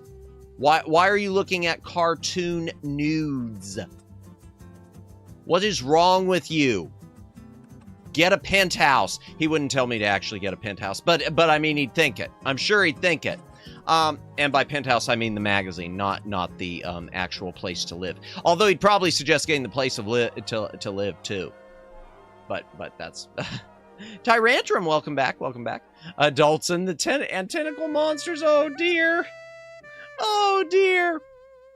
What about Berserk? Oh, you mean the arcade game from Atari? I've never really played Berserk.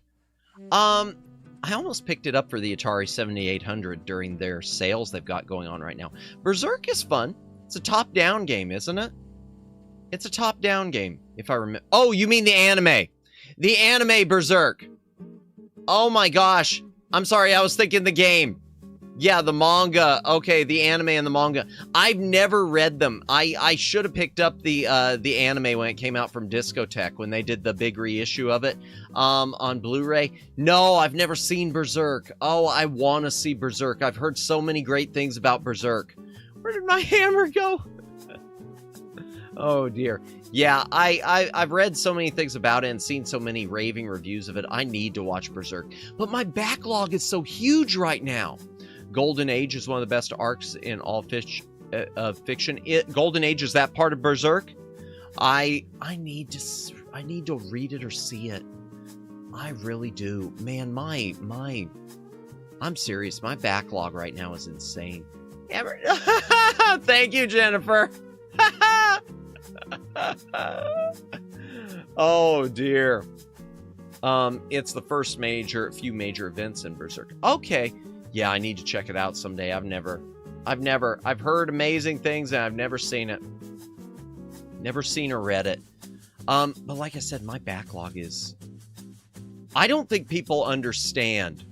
When I say my Blu-ray backlog it has gotten overloaded, I mean it is overloaded. Ever since I've been streaming especially, I've had maybe 30 minutes per week to sit down and try to get through a Blu-ray. I just finally got through the first movie of the Space 1999 it's not an anime, Space 1999 Super Space Theater Collection, which is a really cool set. Yeah, I'm so behind. Flashback. Before I get myself too distracted. Flashback is, if you saw me play a while back, Blackthorn, it's a platformer. It's a exploration puzzle platformer. No, Daylan. No. It's got a really cool cinematic look. It's got cool cinematics. The Super Nintendo version, though, is just not a good port. And the Super Nintendo, this is one of those games that is a reminder that Nintendo really skimped. Nintendo did two things. Should have asked, what did Matt do before getting the hammer? That's a good question. I don't know. I just assume I did something, Jennifer. I just automatically assume I did something wrong.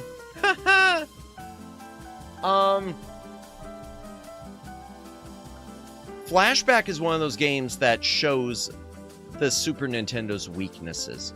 It shows their weaknesses with the processor, and it shows the weaknesses that they imposed on developers, because Nintendo had pretty, from what I remember, unless I'm mistaken, unlike Genesis, they had strict memory limitations. You can only make things this size until way later in the game.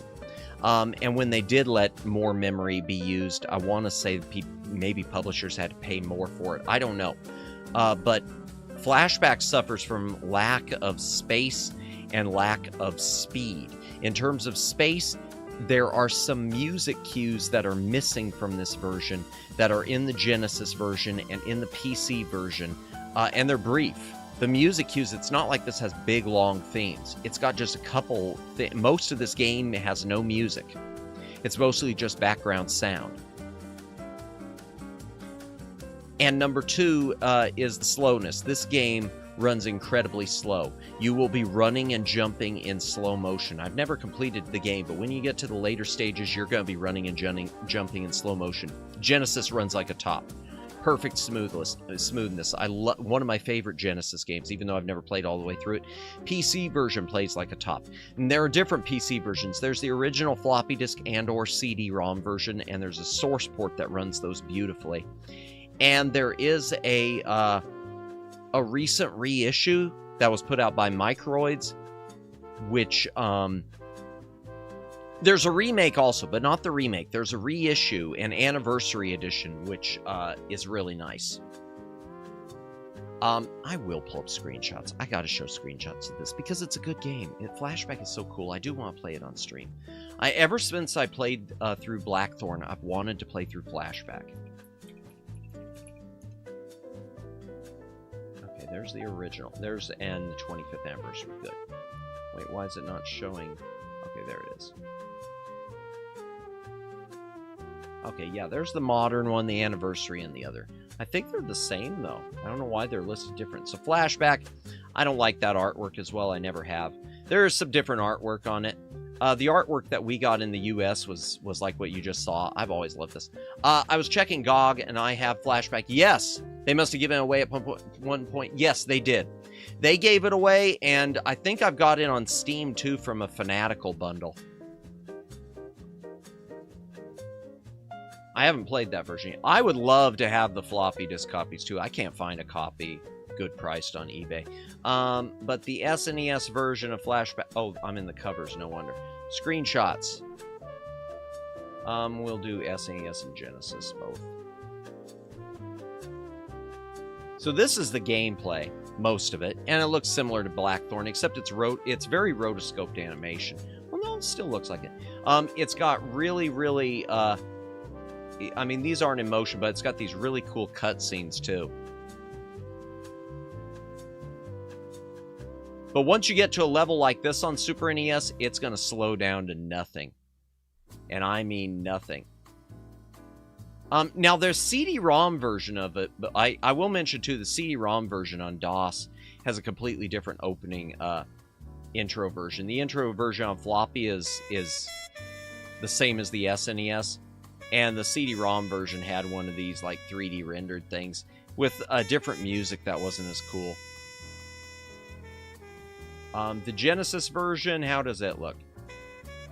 It looks pretty good, too. In fact, I want to say that they look similar because the Genesis and the Super Nintendo... I want to say the Super Nintendo, what I read, is it was ported from the Genesis version. It was just ported poorly. Great game. Great game, awful version. Oh, let me open up the 25th anniversary version. Just, what's the difference in it? This version, informally known as 25th anniversary, is based on the SNES. Oh no. Why'd they base it on that instead? It should have been based on the Genesis. Okay, whatever. Maybe they say that because I think like I said, the SNES was based on the Genesis, but the SNES came out first. They were being developed at the same time. And a brand new rewind okay, modern mode. Oh, excuse me. Okay, so it's got graphics filtering. That'll make it ugly. Remastered sound and music scores. That's cool. Gameplay and tutorials for players who are new. That's good. And a brand new rewind function for mistakes. Well, God knows I'll need that. God knows this pro gamer needs his rewind if he isn't going to be save scumming it. And you can't save scum in the original because it uses passwords. It's like Blackthorn. It's passwords. You're not supposed to rewind it. You're supposed to start over like I did in Lost Vikings and Blackthorn. Over and over and over. And like I kind of get to do now in Woodruff and the Schnibble. Won't that be fun? Oh, let's go back to the Handcam. I'm running behind. I wanted to go a little faster tonight, but I'm pulling too much. Okay, I'm not going to pull up screenshots of this because it's going to be similar also. Out of This World. This is also known as Another World. If you buy it currently on Steam, yes, there's a modern version on Steam. It's called Another World. But US, we didn't like that title, so Out of This World. It was on PC. It's on Amiga. It's on Sega Genesis. The Super Nintendo version of this is okay. And it is similar to Flashback. Same type things. In fact, people have said Flashback is the spiritual sequel to this. They're not sequels, but they're not actually related. They're the same company, though. Delphine, I think. Or it was the same programmer. Something along those lines. But in any case, Out of This World is a lot of fun. The Super Nintendo version is okay. The PC version is probably the best. The modern PC version also. The Genesis version is excellent. Much better than the Super Nintendo, because Super Nintendo does slow down. And the Super Nintendo is a little easier in one spot because it suffers from sprite limitation. There's an area early on where there are some additional... There are these slugs, like during the first level, the first area. There are these slugs on the ground where if you get too close, they kill you instant death. In the Super Nintendo version, they're just there crawling on the ground. In the Genesis, PC, etc., they're also on the ceiling and they'll fall. So you gotta be careful and watch for them that way. The Super Nintendo couldn't handle that. Yeah. That reminds me. I need to see, I mentioned Amiga. I need to see if Woodruff and the Schnibble was on Amiga, because I kept saying that color palette looked Amiga. Oh, man, I just mentioned this. Here's the Super Nintendo version of Blackthorn. This is an okay version, but it's not my favorite. We played the PC. The PC version is my favorite version. The Super Nintendo version looks almost identical to the PC, but all of the blood has been removed. There wasn't a lot of blood in the PC original, but whatever was there has been removed because this was that period when Nintendo was still censoring everything, the pre-Doom period. The music on this is also different. So this is an interesting thing about Blackthorn.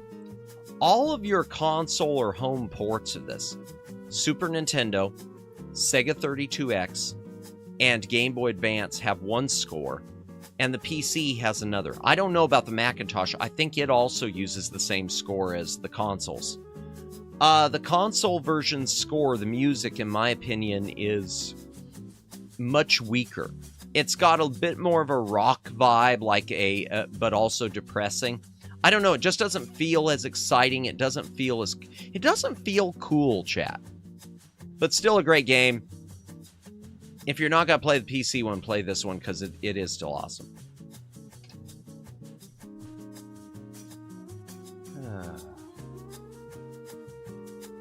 Oh, no.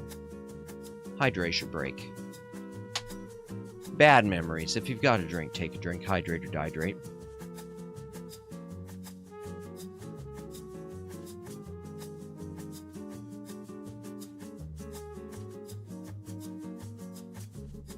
Those of you in the know will know that we recently finished The Lost Vikings on PC for Floppy Disk Friday.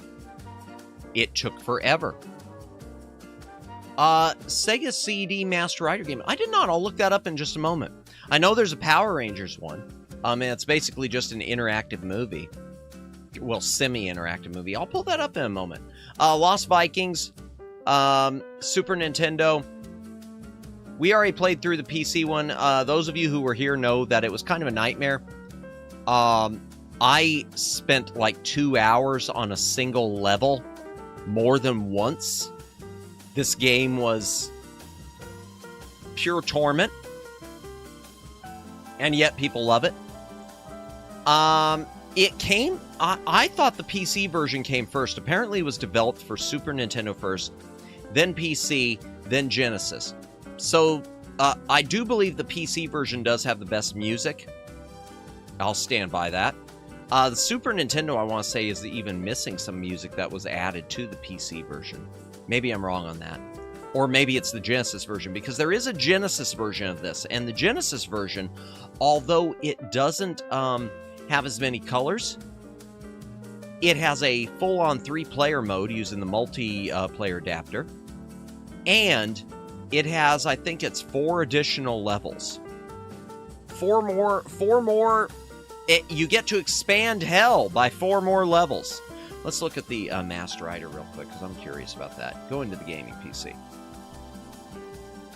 No, I didn't know that. I played at a gaming store once. Kamen Rider Master Rider. Saban's Master Rider. Let me just dedicated handheld. Sega CD. Oh, okay. Oh, was this even released in the US? Oh, wow. Kamen Rider Zeo. Oh, wow. Okay, so it's not even based around, Ooh. This wasn't even based around, the, Zoe. Okay. This isn't even based around the, they say the Master Rider, but it isn't even based around Saban's Master Rider. Japanese superhero FR from the movie Master Rider Zoe. Creates a Dragon Slayer style, yeah, FMV. Okay, watches the video, hit the correct direction. Okay, so same as the Power Rangers thing. Let me see, was this ever released stateside?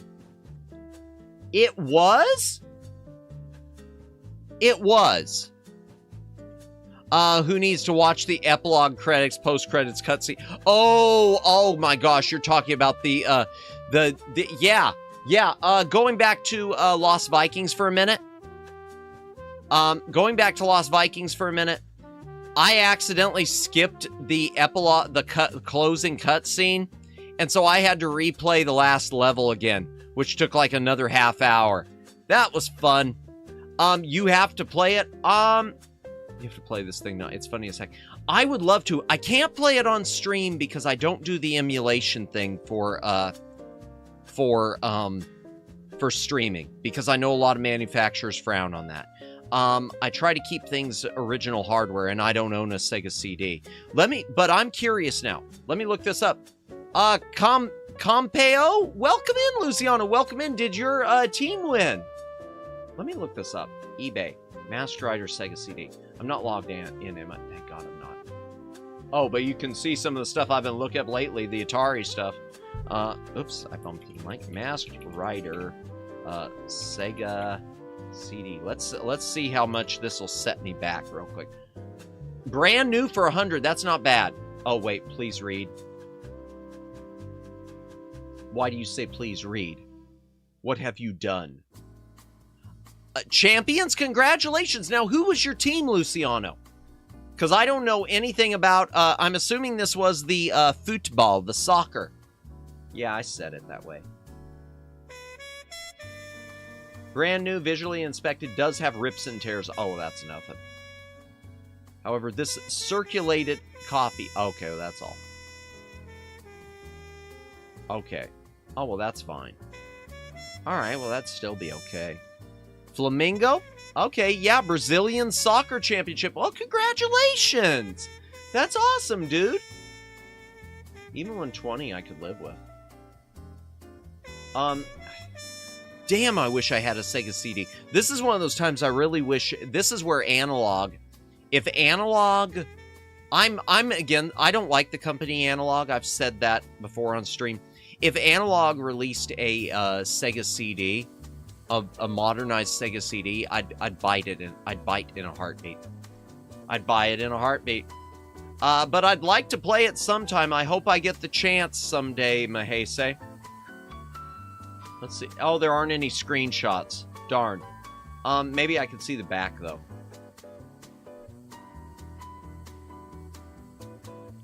React fast. Movie Spider Child. So it's just interactive movie. That's nice. They used to do that a lot. Yeah, Power Rangers. The Power Rangers Sega CD version is the same thing. It's just a bunch of scenes from some episodes where you got to push the right direction and hopefully then your life bar stays up. I love the design of Kamen Rider Zio. Yeah, it's pronounced Z-O-No. Z-O-No-Zo. Okay. Okay, so it is Zio. Got it. And yeah, it's a really cool design. I've always liked Kamen Rider's design. I've never really watched any Kamen Rider. Except for the awful Americanized Saban's Masked Rider. Man, they talk about blowing it with a property. Saban blew that one. Oh, I'd love to have that too. The dedicated handheld. That'd be nice. Oh, bad memories. Mach Rider. That was one of the ones that I owned of the NES games that got lost. Oh, that makes me sad. Zio, I feel a song coming on. I don't know the theme to Power Rangers Zio, even though that's one of my favorite seasons, but I've only watched the season through completely all the way once, and that was in recent years when the DVD came out, because I missed it on TV. I kind of stopped watching because I'd missed a few episodes and I didn't know what had happened. As far as the lore-wise. I missed, like, the beginning of the Power Rangers Zio start. Handcam. Okay. Moving on from that, Lost Vikings. Okay, so I recently added this. I don't know why. When I played Lost Vikings on Stream Chat, you actually knew what song I was referring to. Nice! Stronger than before. Do they sing stronger than before? Okay, I remember the Turbo song. And I want to say the Zio song was on the Power Rangers Okay, so I've got a soundtrack album somewhere to the Turbo Power Rangers movie. And I guess they didn't have enough stuff for it, so it includes bonus Zio songs. I need to pull that out someday. Okay, so when I played Lost Vikings on stream, I was convincing myself that I was going to really enjoy it. And so I hunted down Lost Vikings. This is a recent acquisition. I hunted down Lost Vikings 2 on SNES. There is a sequel to Lost Vikings also on PC and PlayStation and Sega Saturn called Norse by Northwest. They're the same games, except the SNES one was made first. It uses pixel graphics the same as the original Lost Vikings, whereas the other version, Norse by Northwest, is all 3D rendered. I'm not going to go into any more on this. Someday I will play it on stream, though.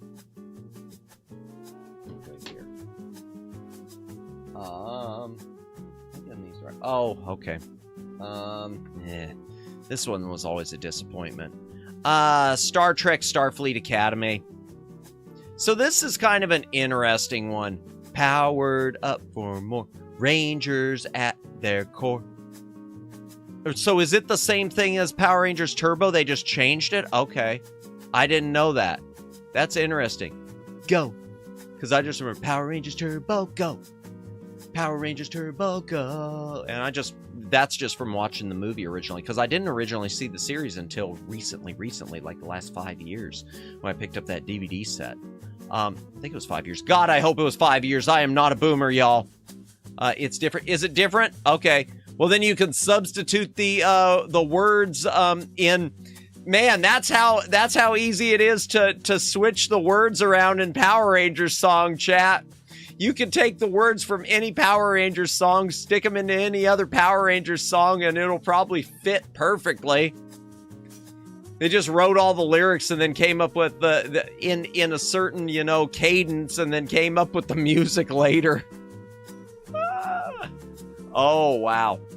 That's my story. I don't know that that's true, but that's my theory, and I'm sticking to it. And no, I'm not going to say the game theory thing, because I've never actually watched game theory. I know that's awful to admit. Starfleet Academy. So I think this game's boring. You should probably watch the intro off stream on YouTube someday. For Power Rangers Zeal, like I said, I've got the DVDs, so I just need to rewatch it. Yeah, I'll probably watch it someday off stream. Yeah, definitely not gonna do it on stream or demonetized, or at least the video will be demonetized. Starfleet Academy, I'll show us a few screenshots. I think this game was boring. The Super Nintendo version predates the PC version by like 5 years. Interplay put it out on Super Nintendo. The graphics are similar to Star Trek 25th Anniversary. It's also on 32X. I really wish I owned that version. And then they finally put it out on PC with a bunch of fancy graphics. I just think it's boring. Oh, yeah. Another fun fact. There's an Ultraman, the Ultra Hero for 3DO. And for some freaking reason, they never launch for the West, even if the show is American. Oh! So it's, that show doesn't even air. Are you talking? Okay. I know the one Ultraman that, I know the one that was made in Australia and they wanted to air in the West and never did. The one that's completely English, the series, which we got a Super Nintendo game based on, Ultraman Towards the Future. If that's the one you're talking about. Ultraman Toward the Future, yeah, that's the one I'm remembering. As far as the Western Ultraman. That game's, yeah, but the series was kind of fun. That one was, that was based on the only English Ultraman. At least, the one on Super Nintendo, yeah. Well, it may have sucked, but, if you can only get one fix of Ultraman, when there's only one candidate, there's only one choice, unfortunately. Oh, welcome in, Judd. Welcome in.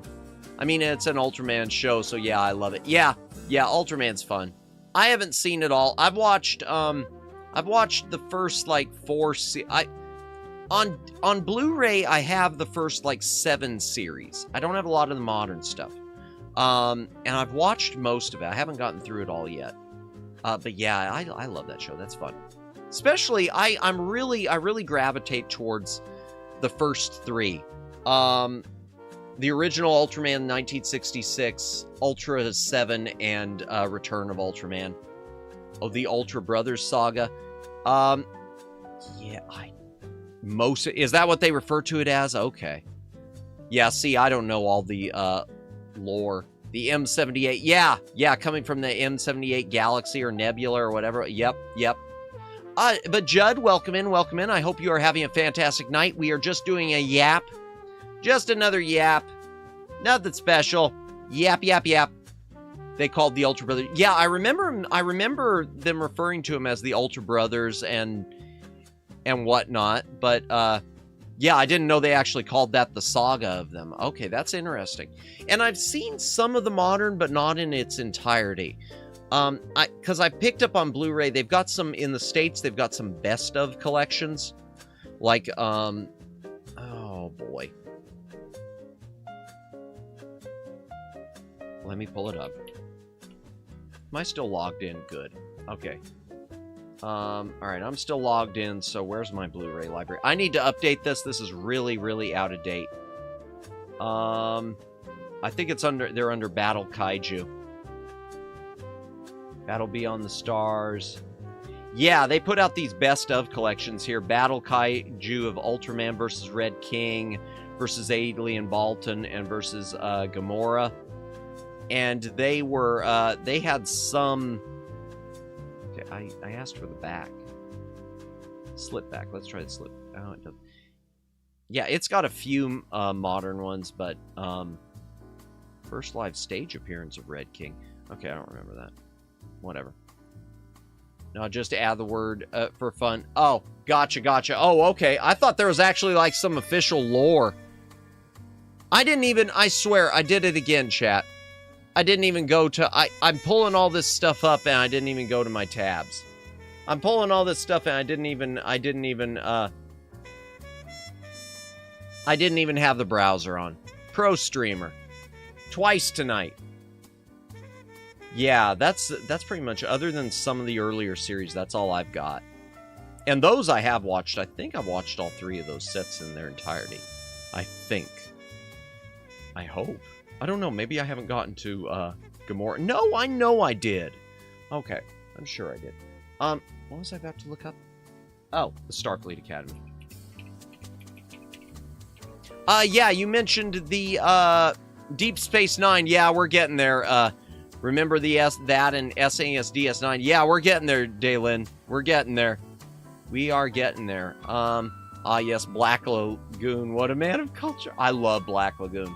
I want more Black Lagoon. There, you talk about an anime I desperately want more of. That's one I want more. Okay.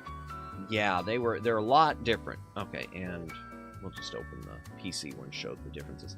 Screenshots. I'd love to get the 32X version because it does look better.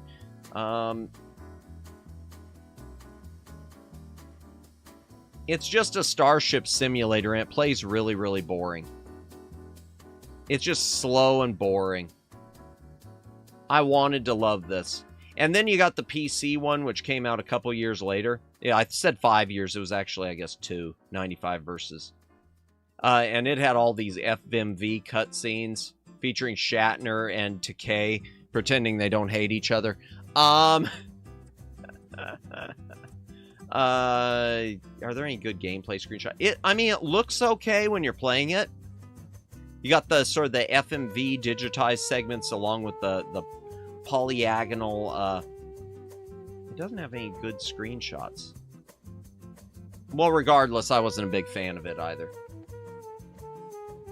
Yeah, the polygon stuff never looked that great. It definitely shows its age.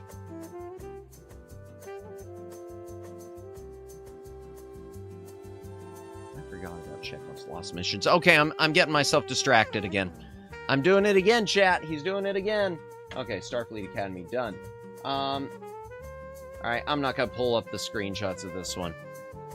But it has Ric Flair. And it's got Sting in the middle, too, but it's got Ric Flair. It's got Ric Flair. It's got Ric Flair. WCW Super Brawl. Woo! We love Ric Flair. Kiss stealing. Wheeling dealing. Limousine riding. Jet flying. Oh yeah, did you know that Sega Pico is a hit in Japan to the point it's going on until 2005?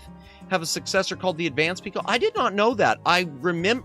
Okay, I know of the Sega Pico because I know it was the children's console / educational thing. I did not know it was that big of a hit in Japan. Did not know that. How did I know? They have Kamen Rider games. Nice. Nice. Nice.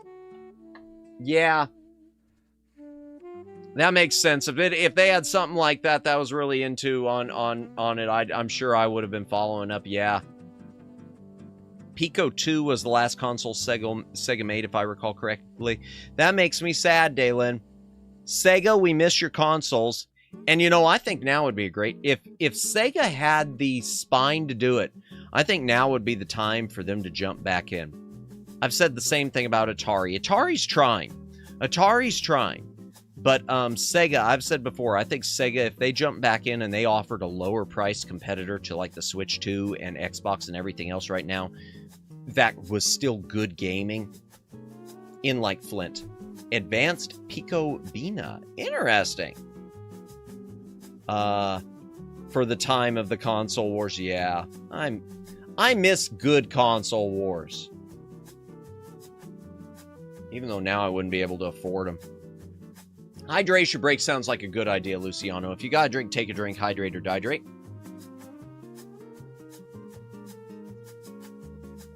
They obviously do like Atari and with licensed consoles, but Atari is first party again now too. Yeah, Sega's more licensing some stuff out.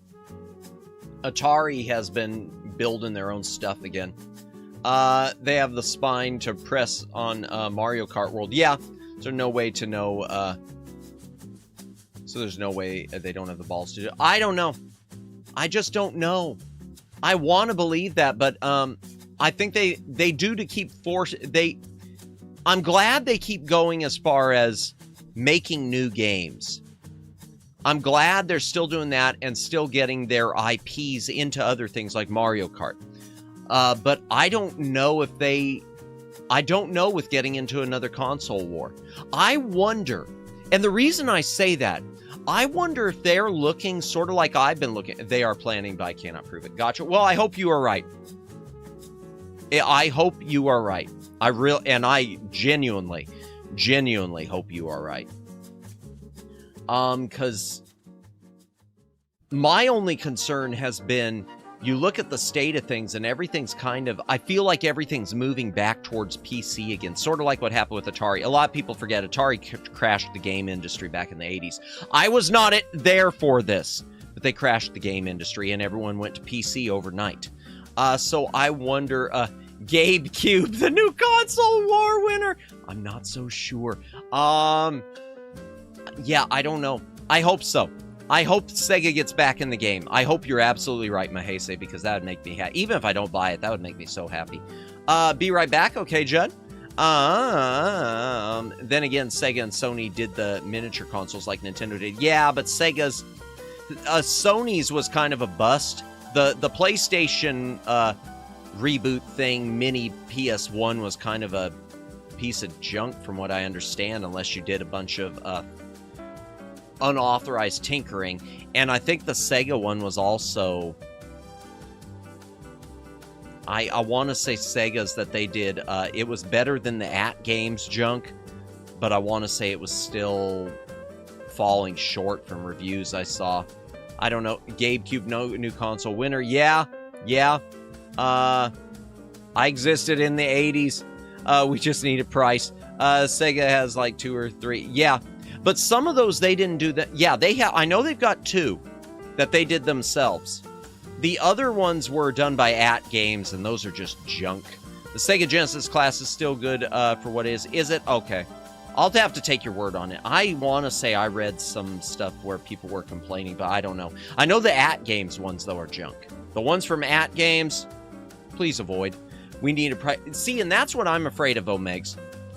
Because of that interview with Linus Tech Tips, even though that doesn't tell you anything, and it's still all speculation, with the price of RAM shooting up right now to absurdity, and so many other components becoming too overpriced for normal human beings, I am worried about the price of the Gabe Cube.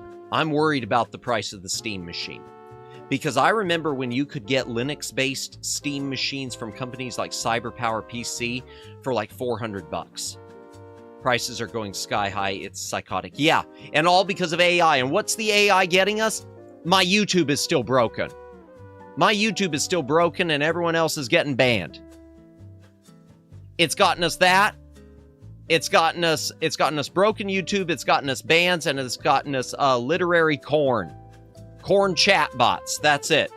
Not that Madamus uses any of that, because I am say so. I'm just pointing it out there. I'm just making a point about AI. AI is just, yeah, it's a parrot, and it's a parrot too. Guess they need to download more RAM. Yeah, tell the AI to download more RAM and quit buying it. Ask the AI why. You know what? I feel like going on Grok and asking, hey, why are you guys buying RAM when you can download it? I didn't know how to produce. I didn't know produce could read. Wait, what? I don't get it. I don't know what you mean. I'm sure it's a good joke. It went over my head. Oh, corn. Because I said corn. Because I didn't want to get busted for the other word, even though the other word won't get me busted. But you know I'm getting worried about that. Yes, I get it now, Dalen. Small, smooth brain. Remember, very small, very smooth. It takes a while. I'll get there eventually. Just takes a while. Last game for the hand cam. Before I go get another stack. Corn is literate. Yeah, I get it. I get it now. I'm gonna pull up screenshots on this. So this is a different case than Dragon's Lair. Space Ace is like Dragon's Lair. It's another game. The original arcade version, interactive movie, animated by the amazing Don Bluth. Don Bluth's team. Space Ace is awesome, and there was also a TV series based on Space Ace. There was one based on Dragon's Lair too. This is an interesting game. It's not good. It's not good. But I like what they tried to do here. So Absolute, they couldn't put the actual arcade animated thing on cartridge. Whereas the Dragon Lair games were done as a platformer, Space Ace, they tried to replicate the arcade game experience without the arcade game. I don't know how else to explain it. Let me pull up some screenshots. Okay. Space Ace.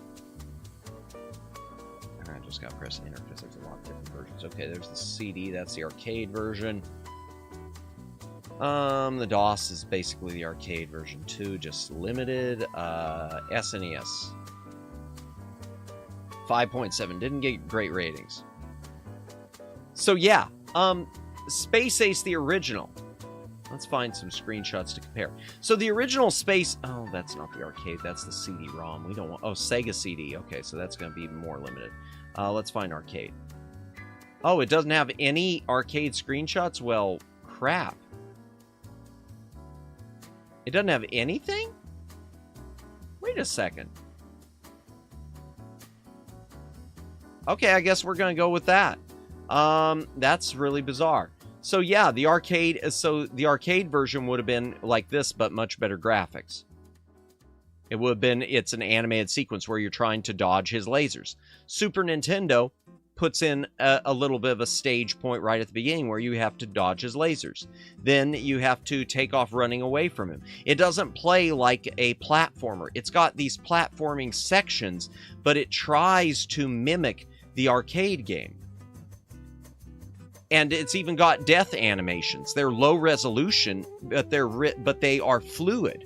They're reproduced in Mode 7 graphics. So even though they are only a small window on the screen, and even though they're really pixelated, they're super, super fluid. So I have to give Absolute my hats off. It's not a great game. It is not a great game, chat, but they really tried. Absolute tried. They didn't phone it in. They didn't give us just another platformer. Someone there loved Space Ace, and they wanted to see about replicating it on the SNES. Hats off. Okay, chat, I am going to go grab another stack of cartridges. We are not going to put on the Be Right Back screen. I'm just going to be right back. Okay, let me take these ones out of here. Oh no, you see my forearm.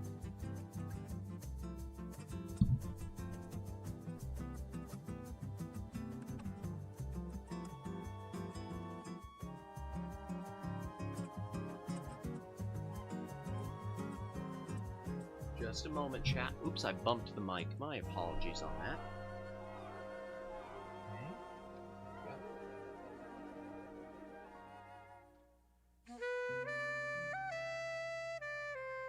Okay. Moving right along.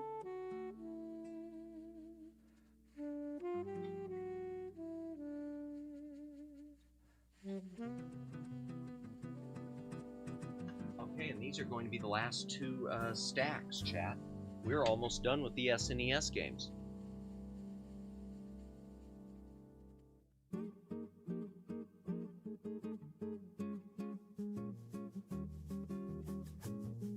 I say that and I just realized that they are larger stacks than the other ones. So that's unfortunate. Well, or fortunate, depending on what you want. If you want this stream to go all night, it's fortunate. If you were hoping I'd, close up shop early so you could, sleep or indulge in other hobbies or, I don't know, feed a goat. Why did I say that? That was weird. Oh gosh, I'm rolled. Oh, I got my headphone cable tangled in a wheel. Ah. This will die. Oh my god, really? Ow! That was unfortunate. I love how Figure Arts Lines was originally a Common Rider figure line until they expanded. I've never heard of them. Are they out of Japan? I don't buy a lot of figures, unfortunately. Although that reminds me, I keep meaning to buy the standees for two of my for two of those streamers who I have mentioned are in my top 6. I need to buy their standees soon. I wish I would have bought for some of the other ones when they had them available, but I missed them. But I think they'll eventually have them. I don't foresee any of my other those I'm fond of graduating anytime soon. Although I wonder about me because of this YouTube problem. Kidding, I'm not graduating. If I ever do move to another platform, my apologies, and I hope a lot of you here will be willing to follow me. Or at least come and say hi occasionally. Okay, I'm not going to pull up screenshots of this. This is Mickey Mania, The Timeless Adventures of Mickey Mouse. This is an awesome, awesome platformer. Actually, I will pull up screenshots. This is a great platformer. But the Super Nintendo version falls short. The Genesis version has more levels. It has more visual effects. There's also a Sega CD version that has a little bit even more content. I want to say there's also a PlayStation version that's under another title. This game looks and plays great, but yeah, the Super Nintendo one is a little lacking. But this is one of my favorite Disney games, and it's not even Capcom. Let me pull that up. Okay, Mickey Mania, and that way we can find out what the other title is.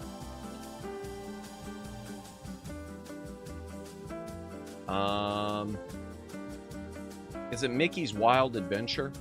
It must be. Yeah, because I know there's it's the PlayStation version's got to be Mickey's Wild Adventure. I don't know. We'll pull it up. Yeah, levels, and it's such a cool game because it's spread out over Mickey's 75 years, with levels based on like Steamboat Willie going all the way to Prince and the Pauper at the time. Screenshots. Genesis, okay. PlayStation, okay. And SNES. I'm not going to open up the other one. Okay. First of all, the PlayStation. Yeah, Mickey's Wild Adventure. I don't know much about the PlayStation one. It looks like it's more 3D rendered. So that's interesting. Yeah, the SNES is somewhat mid. Yeah, the processor speed gets it. It's got some amazing games that I love. I love to death, but Nintendo, and I love it having more color than the Genesis, but yeah, they, and the sound processor is good, especially for sound effects. But, yeah, that processor's a killer. And the memory restrictions, too, are a killer. They don't have a lot of... on this SNES, a lot of screenshots. Yeah, so, like, the first levels of this are in black and white. Partially. And gradually become color. Let's see the Genesis. Yeah, they put a lot more Genesis shots on here because it does look better. Generally. I mean, it's a little lacking in some of the detail compared to the resolution's not as good as the Super NES. But it's a really cool game. Based around a lot of different Mickey Mouse shorts. I'd like to play it on stream. I've never gotten very far. It's a difficult game, too. It is a difficult game. Why are all the games that are supposed to be little kid games, like, super difficult?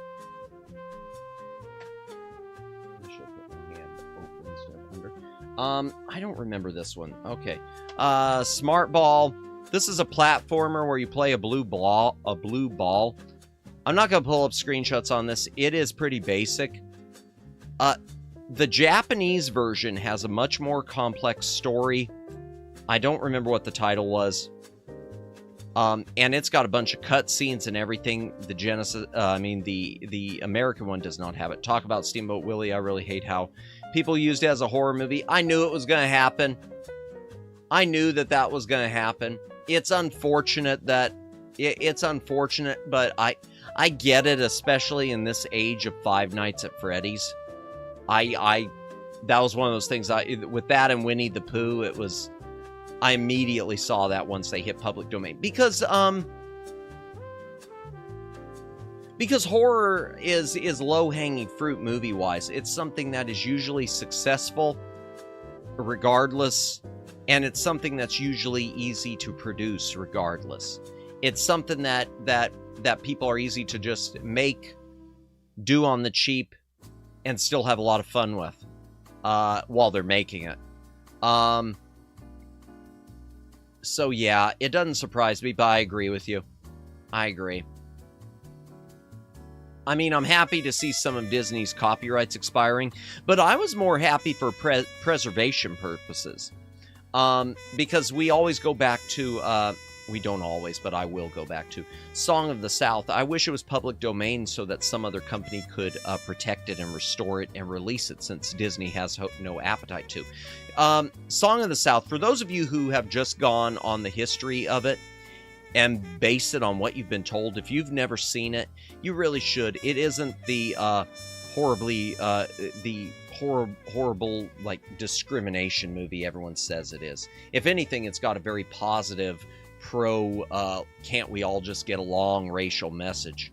I've always just kind of been stunned that people act like it's this thing that, in my opinion, it's not. So Smart Ball. That's one I'll play someday, maybe as a batsu wheel, just because it's not a great game. Let me take another hydration break. If you got a drink, take a drink, hydrate or dehydrate.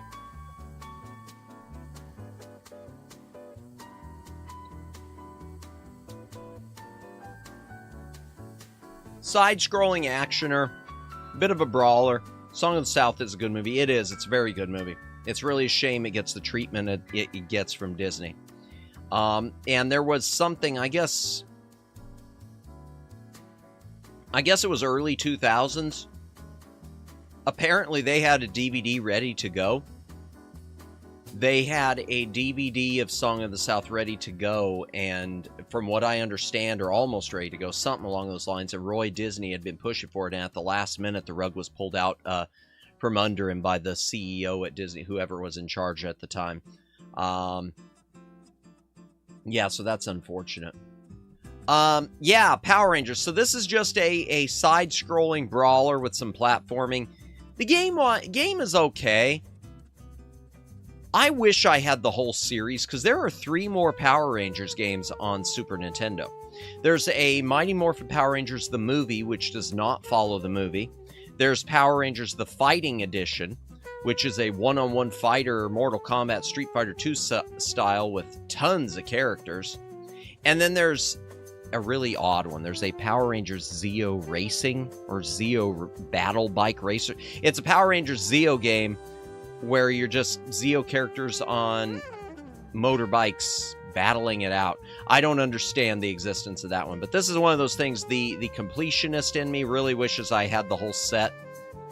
Finding them with intact labels is really difficult. I think because Power Rangers were games that, you know, kids played the hell out of. Oh, and speak of the other, speaking of someone else, yeah, there's Ultraman. Based on Ultraman Toward the Future, a lot of people thought this game was based on the original 60s Ultraman because they titled it that way in the US. Because the series Ultraman Towards the Future, even though it was 100% in English, never got a US television release. So, the title screen to this says Ultraman Towards the Future.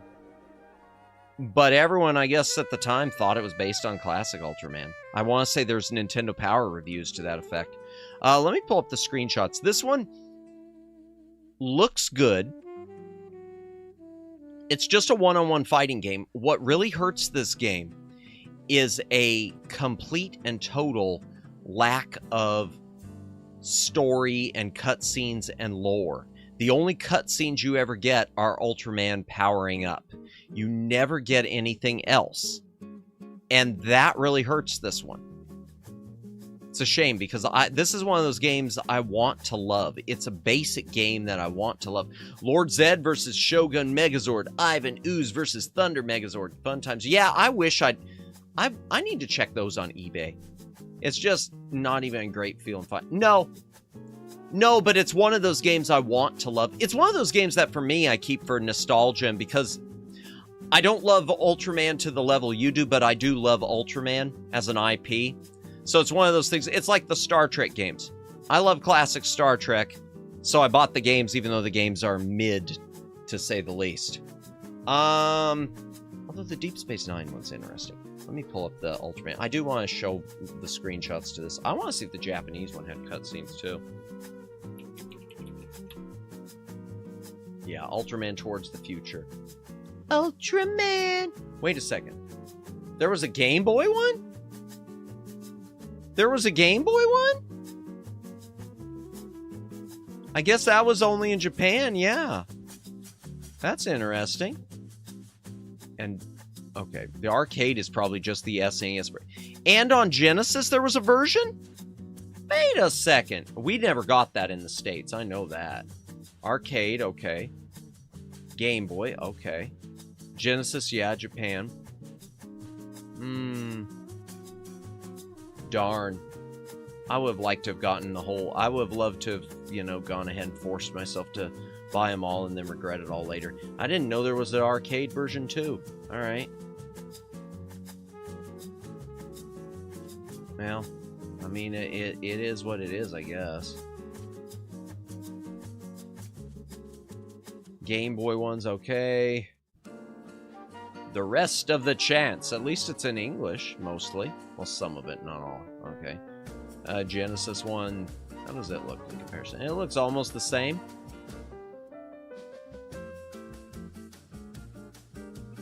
And then you got the SNES one. Now, this is interesting because I'm looking at the Genesis ones. Okay, now this is interesting. I'm noticing something. Even though these are supposed to be the same game, I'm noticing something. And I think a lot of you are going to notice it too. I'm looking at the monsters. The ones on Genesis and in arcade and on Game Boy are classic, like 60s Ultraman monsters. These are classic that's episode 1. And the SNES one seems to be based, I guess, on monsters from Ultraman Towards the Future. These are different. These are listed as the same game, but these are different games. This one's been a reskin for a TV series we never got here.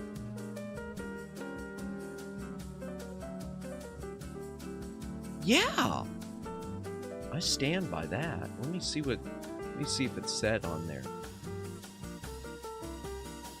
Yeah, based on the popular TV show from 1967. The SNES one is not based on the 67 series. It isn't. It's based on, and it's 66, not 67, unless I'm losing my mind. Yeah. No. Yeah, that SNES one's a different beast. That's interesting. Okay, I'm glad I looked that up. There's a lot of games, yeah. Because the fact that they look at the two Ultras, they can't tell apart how... Yeah, I guess so. I guess so. I mean, they're probably identical. They're probably just a reskin. They probably are just a reskin. But still, that's surprising.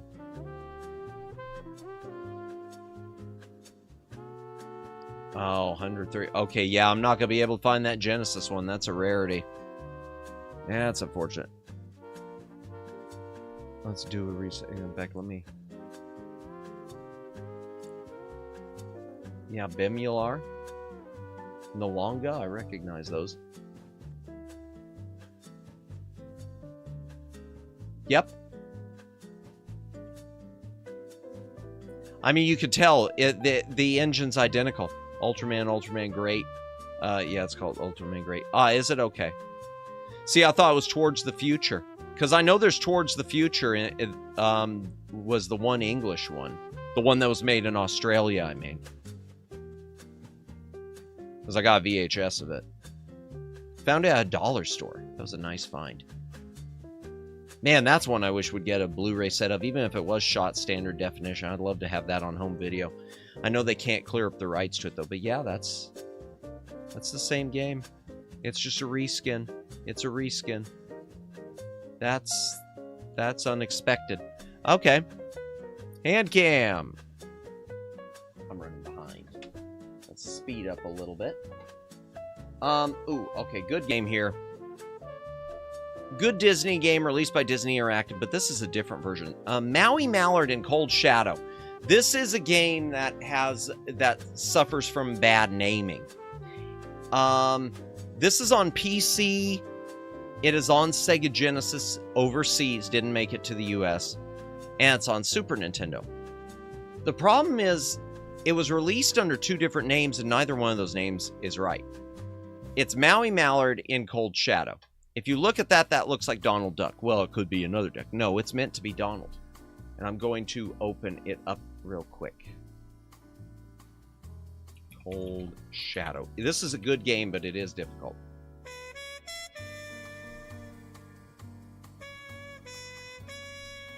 Overseas, in other territories, it was released as Donald Duck in Maui Mallard.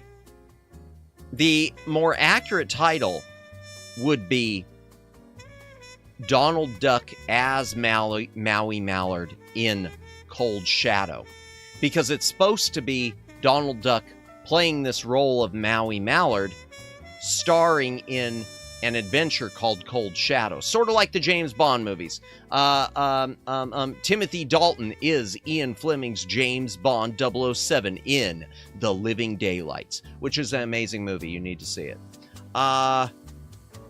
So overseas, it was released as Donald and Maui Mallard, which obviously sold better because a title like that, Donald Duck, sells better than Maui Mallard did. In the US, it was released as Maui Mallard in Cold Shadow. It's a good game, but the Super Nintendo... Oh, there's Game Boy too? Okay. The SNES and the Windows versions look very different. The Genesis looked closer, I think. Let me find some screenshots. I think. Maybe I'm wrong. Get some good character screenshots. Oh, well, that's not a good screenshot. Let's go back. Forward. Okay. There's the SNES one. It looks good. Yeah, it looks better than I remember. And the PC version. And I do want to say the PC is based around the Genesis one. I didn't know it was widescreen like that. That's interesting. I thought it was always supposed to be 4:3. But that's more of a widescreen aspect. Okay. Yeah, in any case, it's a fun game, and you play two modes with Donald.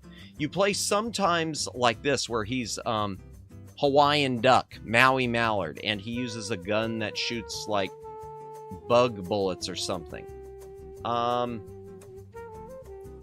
Where's the ninja mode? They don't have any good screenshots with him as the ninja. So eventually he turns into a ninja. He turns into a ninja. So he can transform between being the Maui Mallard mode and being this ninja. I don't know how to explain it. It's a fun platformer, and we'll do it on stream someday. There. I don't know what to say. My brain is leaving again. Okay, Daylin mentioned this earlier. Star Trek Deep Space Nine, Crossroads of Time. Hydration break real quick. If you gotta drink, take a drink, hydrate or dehydrate.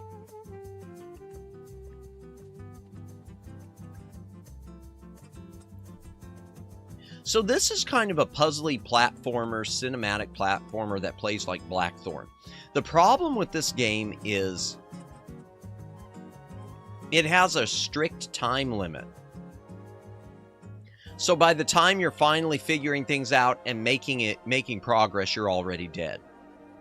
That's one of the reasons I don't like it. This is also on Genesis. The Super Nintendo version in this case is superior to the Genesis. There's more going on, it seems. But the Genesis version does play a little faster. Of course, blast processing. And there's some weirdness with the music. I'm not going to play it here. That and Commander Cisco. Yeah. Not a captain. Just a commander. What can you do?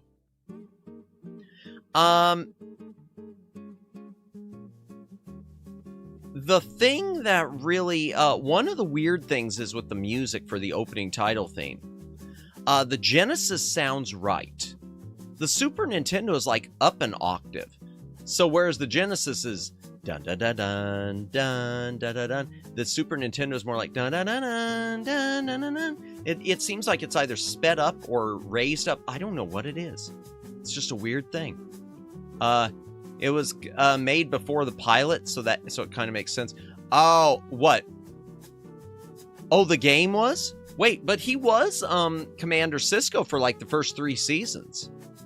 Are you saying that it had him as captain? Let me look this up. Because, yeah, the first 3 seasons he was commander, 3 or 4 seasons.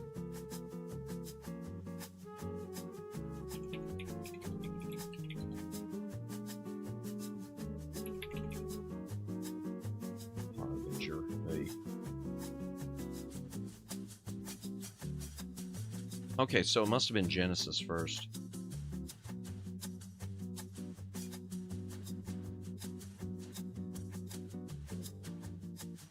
I don't know, let me look at it. Okay, so that's the Genesis. Not as many screenshots of the Super, or are there any? Oh, there it is. SNES. SNES looks a little darker. I thought it was in the first 3 episodes. No, here, let's find out. Let me double check. Was Cisco promoted to captain in Star Trek DS9?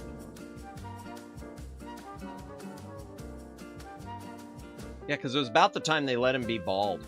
Yeah. Cisco was promoted to captain at the end of the 3rd season. Specifically in the episode The Adversary. It was promoted to the rank of captain, the season finale of season 3. Okay. Yeah, so it wasn't until later on. Yeah. They kept him down for a long time. They kept Cisco a lowly commander for a long time. I've never understood that.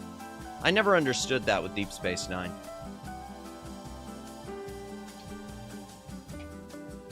Still like the series, though. Okay, here is all the colors at once. So this is, you can't really read it, Gem Power, The Lost Dimension in 3D. Let me tell you about this one. First of all, there is a review of this game by Classic Game Room. I'm not going to post the link, but it's a must. This game is actually 3D. So this game, I don't have them, but it came with polarized 3D lenses. So you can use 3D glasses with it. The 3D glasses make the background, the 3D layers of the background pop more. There's nothing like coming at you. From what I'm reading, he was de facto but literally commander ranked until... Yes, yeah, that's what I meant.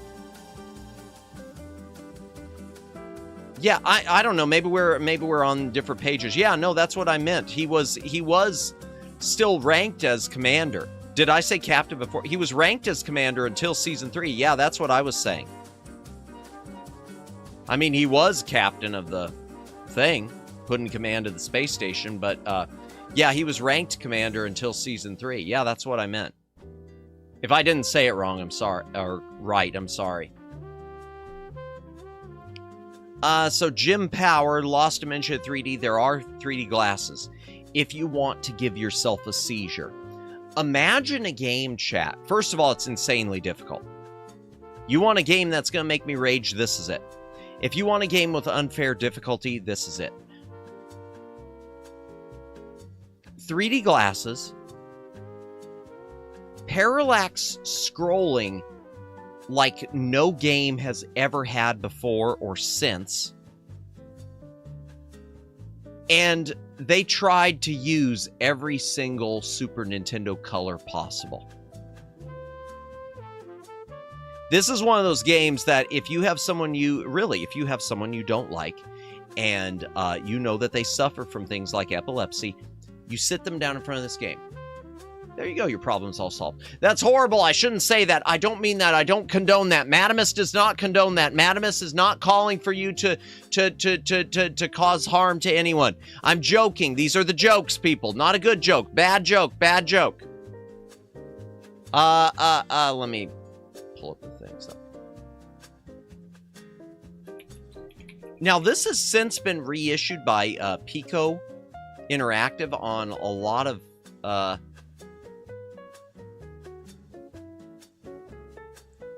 lot of different consoles and whatnot, that some of which it wasn't originally on. Oh, well, there it is. Okay. And they made some changes, too, to make it easier. But the original, it was released under a couple titles. It had this artwork on PCs and computers where it was as Jim Power and Mutant Planet on Amiga. And yeah, answer. Okay, that has just Jim Power. Some places just call it TurboGrafx CD. There was a version, different artwork, more Flash Gordon-y looking there. Amiga had the more rednecky looking.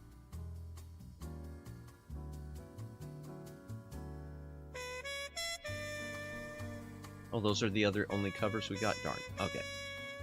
But regardless... Oh, well, this isn't the right one, aka Jim Power. Why isn't it showing the Super Nintendo one? Am I on the wrong one? I must be. Yeah, I am. Alright, I'm on the wrong one.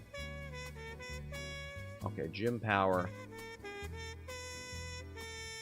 Lost Dimension. There it is. 93.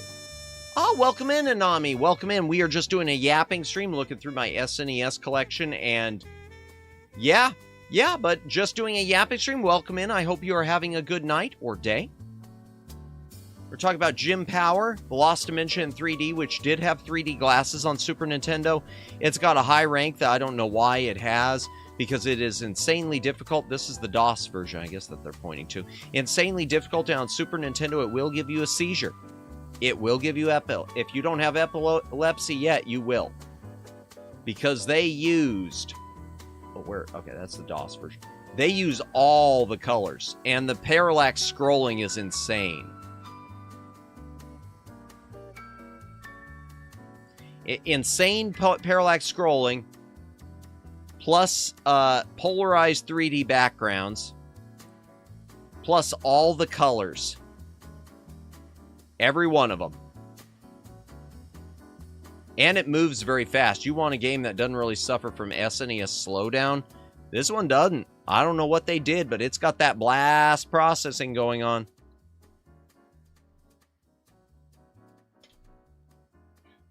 I don't even know what's that. Okay, Super Ninja Boy. I'm not going to pull all these up. What do I say about this? This is a series that it's released by Culture Brain, but the title kept changing.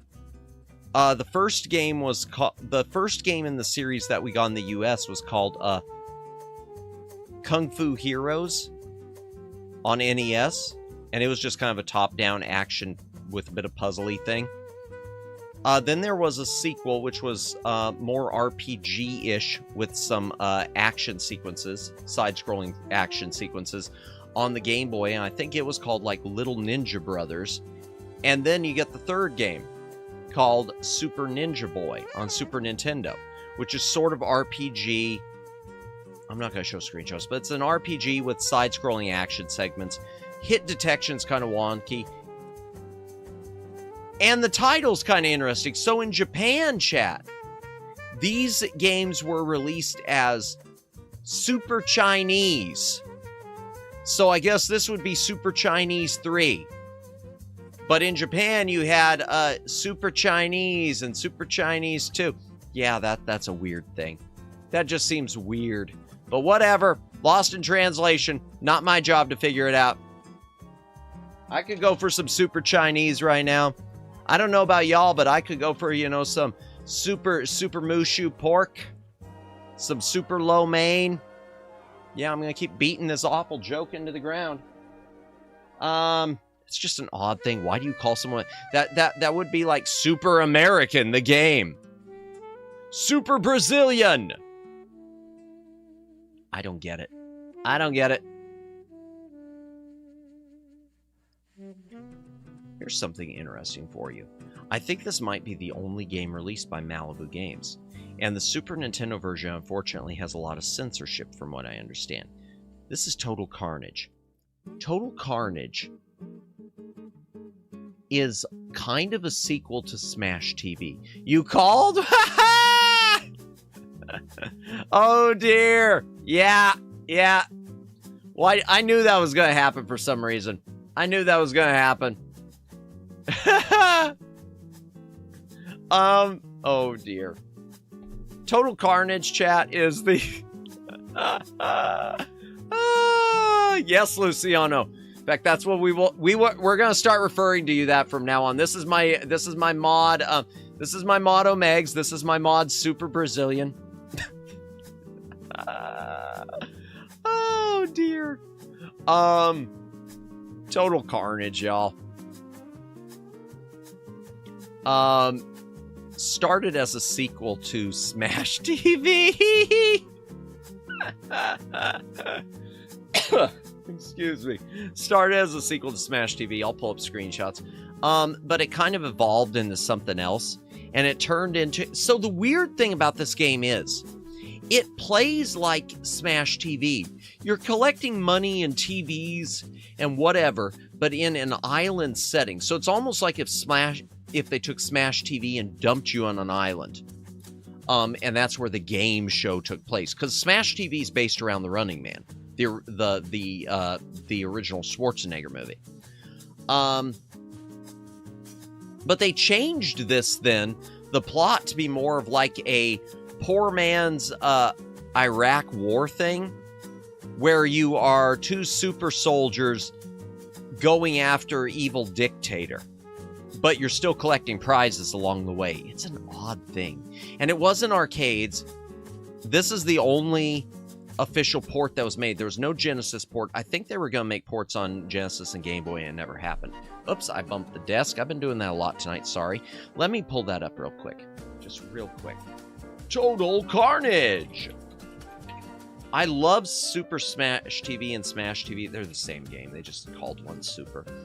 But I like them, but I also suck at it. 5.8. Yeah, this did not do well. Yeah, the War of 1999 left the country of Kyrgyzstan in shambles. Naturally, a dictator named General Akboob took control as Captain Carnage. I'm moving forward. I'm telling you, this isn't what it started as. It started as a follow-up to Smash TV, but with more movement. That's the arcade version. I thought that was the arcade. Is that? Oh no, that's Amiga. Okay, no. It passed the Amiga. Yeah, okay. This is the arcade version. Super Nintendo version, I want to say, has a few less... oh, there's a DOS version, too. Okay, right. Oh, there was a Game Boy one? I never thought it was released. Okay, there was a Game Boy one. My mistake. My mistake. And here's the Super Nintendo one. I don't know. This one doesn't really show off the Super Nintendo's capabilities. I think this looks really weak. I think it looks really weak. This is a recent acquisition for me. I picked it up because I did think it was the sequel to Smash TV. And apparently it isn't really. Yeah, in fact, No, I thought that was something else. Never mind. All right, let me go back to the Handcam. Now I kind of regret picking it up recently. All right, what else? We're almost done. Okay, this is a weird one. This is a game I've never really... My screen keeps jumping. I don't know what it is. This is another weird one for me because of the other versions. So this is Star Trek The Next Generation. Does it even say it on there? It doesn't. This is Star Trek The Next Generation Futures Past. This was also released on Sega Genesis as Star Trek The Next Generation Echoes of the Past. Better title on Genesis. The Super Nintendo one, from what I understand, plays better and looks better overall, except the first level. From what I understand, the Super Nintendo one there was a bonus level in the Sega Genesis, and the Super Nintendo just starts you off right there with this more difficult bonus level that you have to get through. Odd. Let me pull up some screenshots of it and see if it says anything about the difference, if it says something about the history. Star Trek Past. Please just let me type that in. Okay, there we go. Futures Past, Echoes of the Past. SNES one did come out first. That's interesting.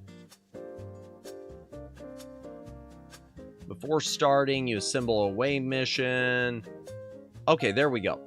While the SNES and Genesis versions are essentially the same game, there are some noticeable differences. Genesis version plays considerably faster, blast processing, during ship battles and on away missions, interesting, as well as on the bridge, meaning it takes much less time to repair the ship. Okay. There are many graphical differences, and the map layout for away missions is slightly different from the SNES version as well. I still say I read somewhere that it has you play a bonus level first. I've never played all the way through this one. Okay, there's your bridge on the SNES. Let's see how they look comparatively.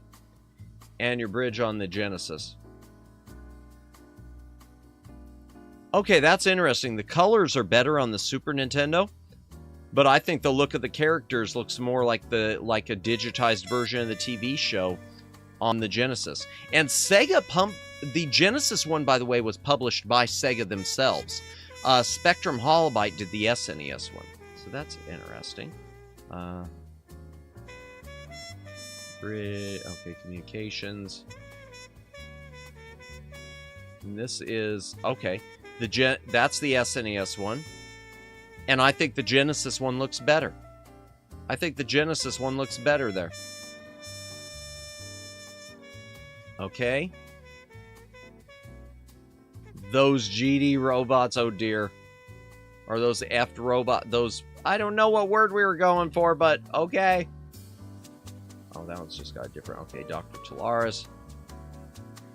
The TNG game robots. Oh! See, and I've never played it enough. Alright, let me go back to the... Let me get an away mission, speaking of...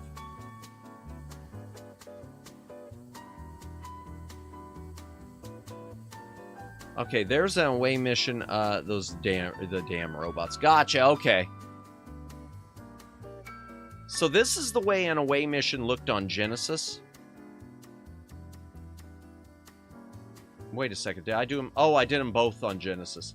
I am the streamer of all time. Have I told you this? All right. And this is an away mission on Super Nintendo. Okay, the away missions do look nicer on Super Nintendo. Not by a lot, but slightly. I hate them so much. Yeah, I haven't played it enough. I want to play this on stream someday. I don't know which version to play. I'm leaning towards the Genesis just because of the faster movement. Let me go to the Handcam. Let's keep going. We're getting close to the end, chat. Oh, yeah, because we're getting into some of the I don't know. I almost said shovelware, but it's not. Hydration break. This is from, I don't know how to remember. Alexei Pajitnov, I don't know how to pronounce his name correctly. From the creator of Tetris comes Wild Snake. Ah, hydration. If you play SNES, remember, I told you those robots are a pain. Yes, I will remember that. Well, they're going to be a pain in Genesis, too. They're going to be a pain in Genesis, too. Wild Snake, I'm not going to show screenshots. It's a Tetris clone by the creator of Tetris, except instead of blocks that fall, it's colored snakes that you have to match together. And they squirm into the openings on the screen. Oh, heck with it. I'll do a screenshot. I can sense you guys. I can sense y'all saying, Madamus, how can you tell us this game's a Tetris clone and tell us things about it, but then you won't show us a screenshot? You are just a bad.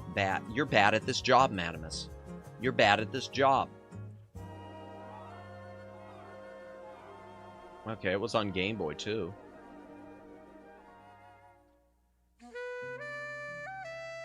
And it's got obstacles, too. But basically, that's what you do. Snakes fall, you control them, and you move them as they're falling, and you can make them go into different shapes by pressing, you know, left and right, etc. I do want to play this again. I don't know if I'll play it on stream. I don't remember anything about it, though, other than what I just told you. And that I suck, because I suck at Tetris games. I really do suck at puzzle games. Y'all have no idea. Y'all have no idea. My model's doing kind of wonky looking that way. Go that way. There we go. Handcam. Handycam. And Candygram. Why did I do that? That was weird. That was weird. We'll take that out and edit. Also, I believe from the creator of Tetris, another puzzle game, Breakthrough. I don't know how to play this one. I've tried it before, and I don't know what's going on. I'll pull it up. Not to be confused with Breakout. I know you're supposed to be breaking through a wall, and it's supposed to be the equivalent of...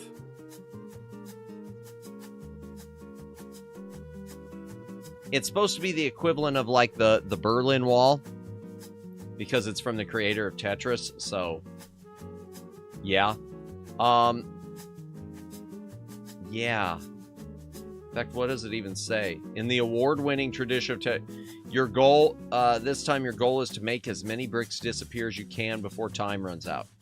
Click on a group, okay, the same colored bricks to remove them and make the wall come tumbling down. Yeah.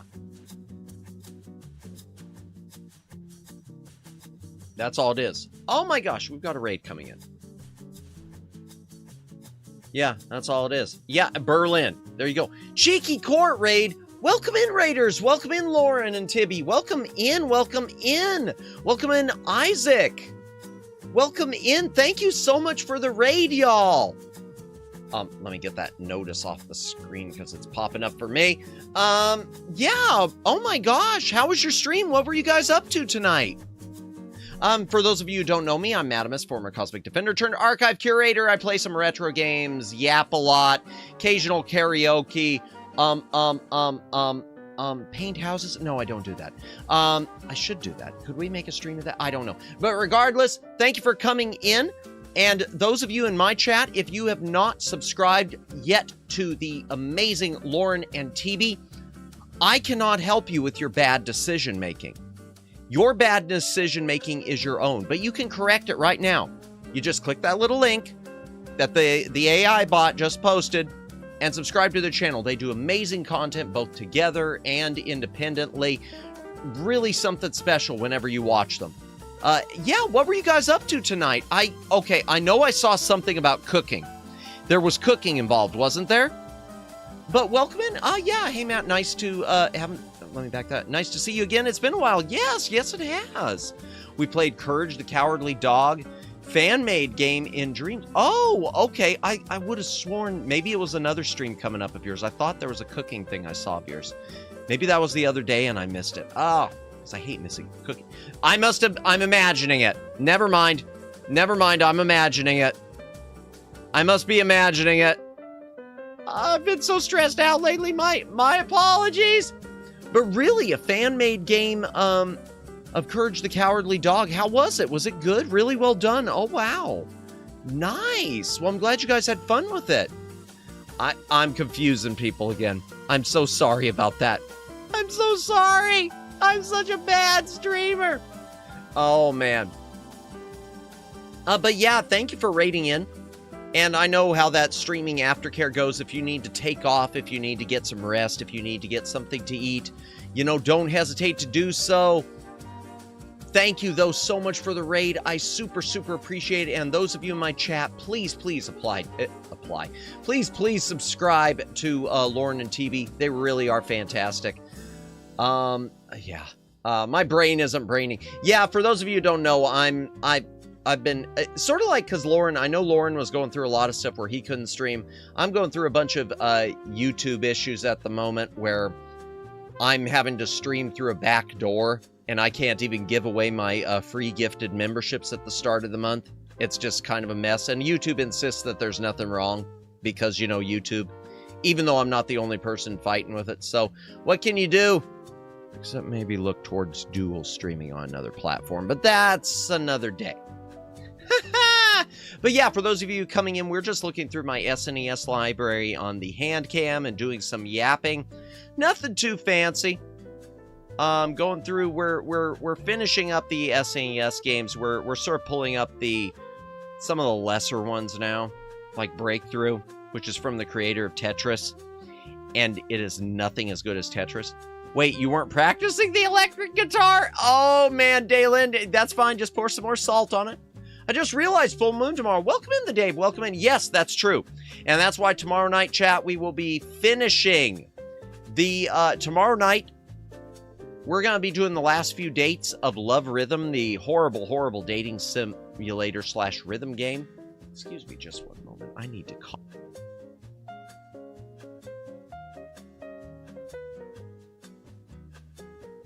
Yowzers. Yes, so tomorrow night we will be finishing up that for our full moon special. Hope to see a lot of you here for that. It'll be fun. It won't be good. It'll be fun. Never finish. In fact, forget to save again. No. Oh gosh. Well, it auto saves. That one auto saves, Megs. I'm sorry. That one auto saves. The most important thing is that I make sure I don't accidentally click the NSFW instead of the SFW version, because that would be bad. Although, given everything that's happened on YouTube, I'd like to give him an excuse now to just ban. Let me just give him an excuse to ban my channel there and get, instead of this slow drip of everything breaking, let's just give him an excuse. But thank you again for the raid. Really do appreciate.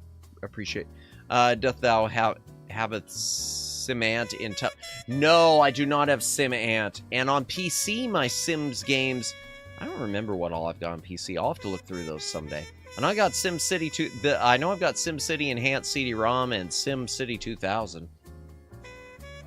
Definitely don't have the Sims, unfortunately. I'm not gonna pull up screenshots of this one. Madamus, get a back library Sly account and play the back library Slee. Nope. Although there is a service, I need to check what it is, that Nyaruchu has been playing adult things for members only on. I don't know what it is. No problem, and thanks again for the for the shout out. God, my brain isn't working at all. It's awful. And yeah, the game was really well made. I gotta check out the VOD of that. I want to see that. And it seems they're working on a second part, or at least I hope so. Man, I wish it was. If it's that good, I wish it was retail. I wish they could sell it as retail and it wasn't just fan-made. I mean, it's great for people like us because we get to play it for free. But if it's that good, I always love to see, you know, people get paid when their games are that good, you know? Fans something. Yeah, gotcha. Did I see a stream of someone drawing, or you did see that? Gotcha. No. Well, I still will be careful. because it doesn't fit my content. Because like I've said, if you check the rules, it says always about, even though I consider myself an adult streamer, keeping comments PG-13, I still always try to lean more into PG-13 than above, even though we do have the 18 plus rule. Yeah, well, you need to buy Dreams. Oh, okay. Dreams. Oh, okay, so it's a fan thing on Dreams. Okay, I have not played Dreams. I'll have to look into that. Unless you have PS Plus. No, I do not have PS Plus. I don't have anything Sony. Well, that's not true. I have a Sony Blu-ray player. And 4K player. But not my favorite one. My favorite's a Panasonic. But that's a whole different discussion. Yeah, I've never had any of their video game systems. I've never had a PlayStation. I've never had a PS Vita. I really regret not picking up the I guess it was a PS TV, a PlayStation TV like thing, little set-top box they released at one point. I've always regretted that. Yeah, no, I don't have any Sony stuff. I'm just a loser. Pretty sure as long as you're not editing footage, make it more NSFW than unedited gameplay is automatically fine. But I could be it is, you could still get busted for unedited gameplay. No, you could get very, very bonked, and your stream can get very, very flagged. Yeah, nope. In fact, when I played Moero Chronicle, I was really afraid that was going to happen. Thankfully, it didn't. Wolverine in Adamantium Rage. This right here, that's pretty much all you need to know. That little rainbow and LJN. Oh, had noodles for lunch. Now I'm back. Ooh, oh man, okay.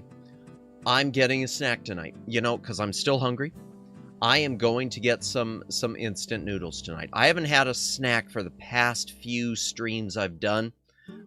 Just because I've had so much going on with, trying to record this stuff for technical support that didn't much help. But nice. I'm glad you, hope they were good. I hope that was a great lunch. Thank you for coming back, Briar. I appreciate that. My regret is no PSP because I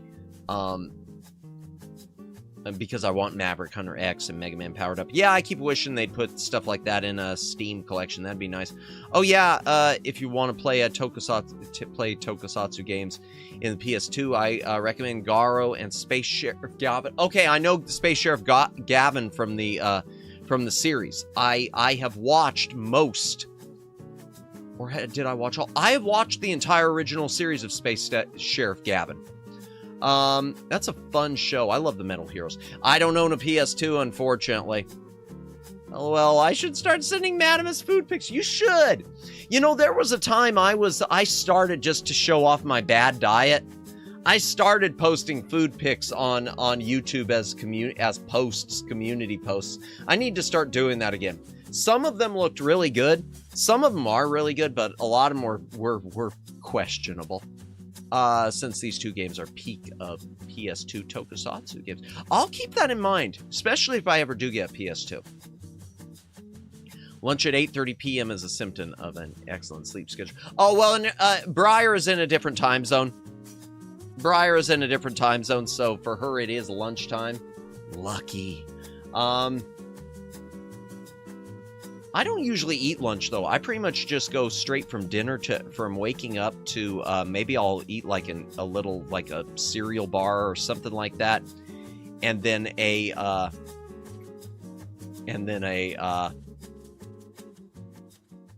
just dinner. That's pretty much it. I have such bad health decisions. Fake time zone, oh dear. Yes, 12:30 p.m. Nice. Ooh. Yeah, I need to start eating lunch. If I could wake up. My sleep schedule is so wrecked. And I need to start doing something about it. It's funny. I started streaming at 8 p.m.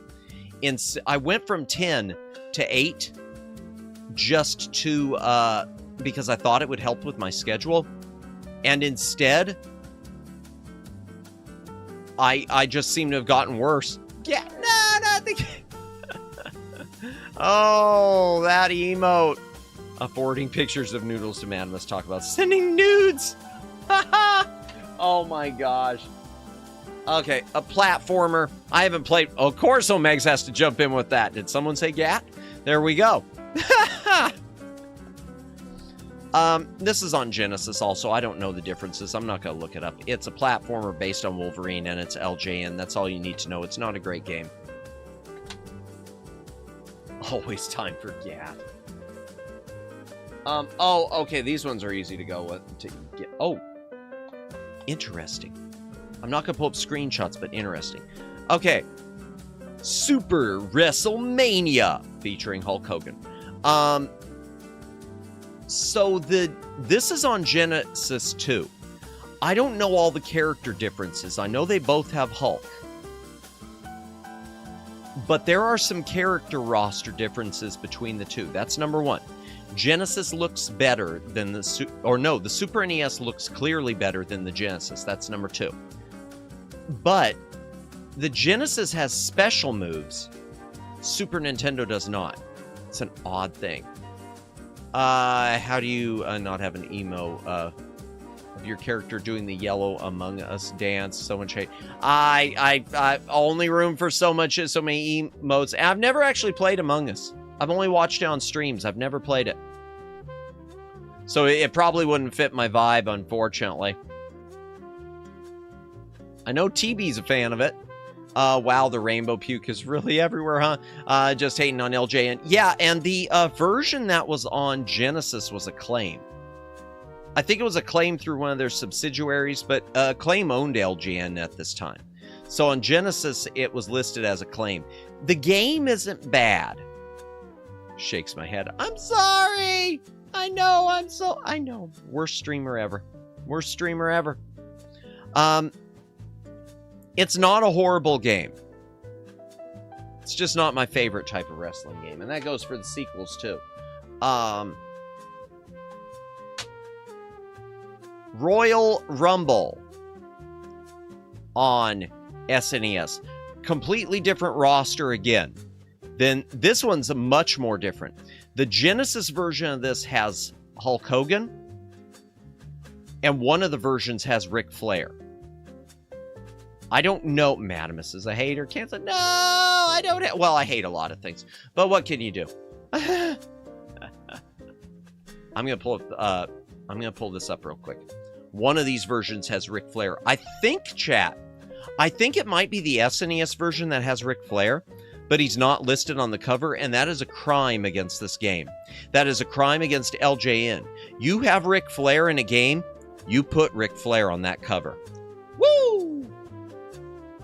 Greatest of all time. I would say change my mind, but you can't. All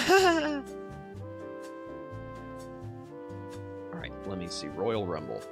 Royal Rumble.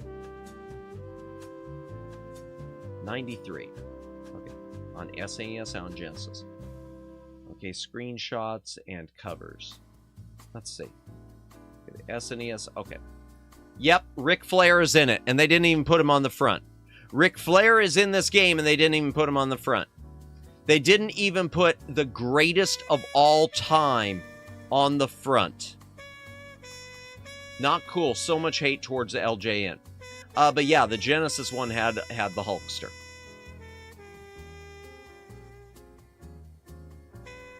It did not have... This is one of the reasons that SNES automatically wins, because it does not have... The Genesis doesn't have Flair at all. Are you sure? Sure you can't? Sure I can't change your mind? Yes, I'm sure. Yes, I'm sure.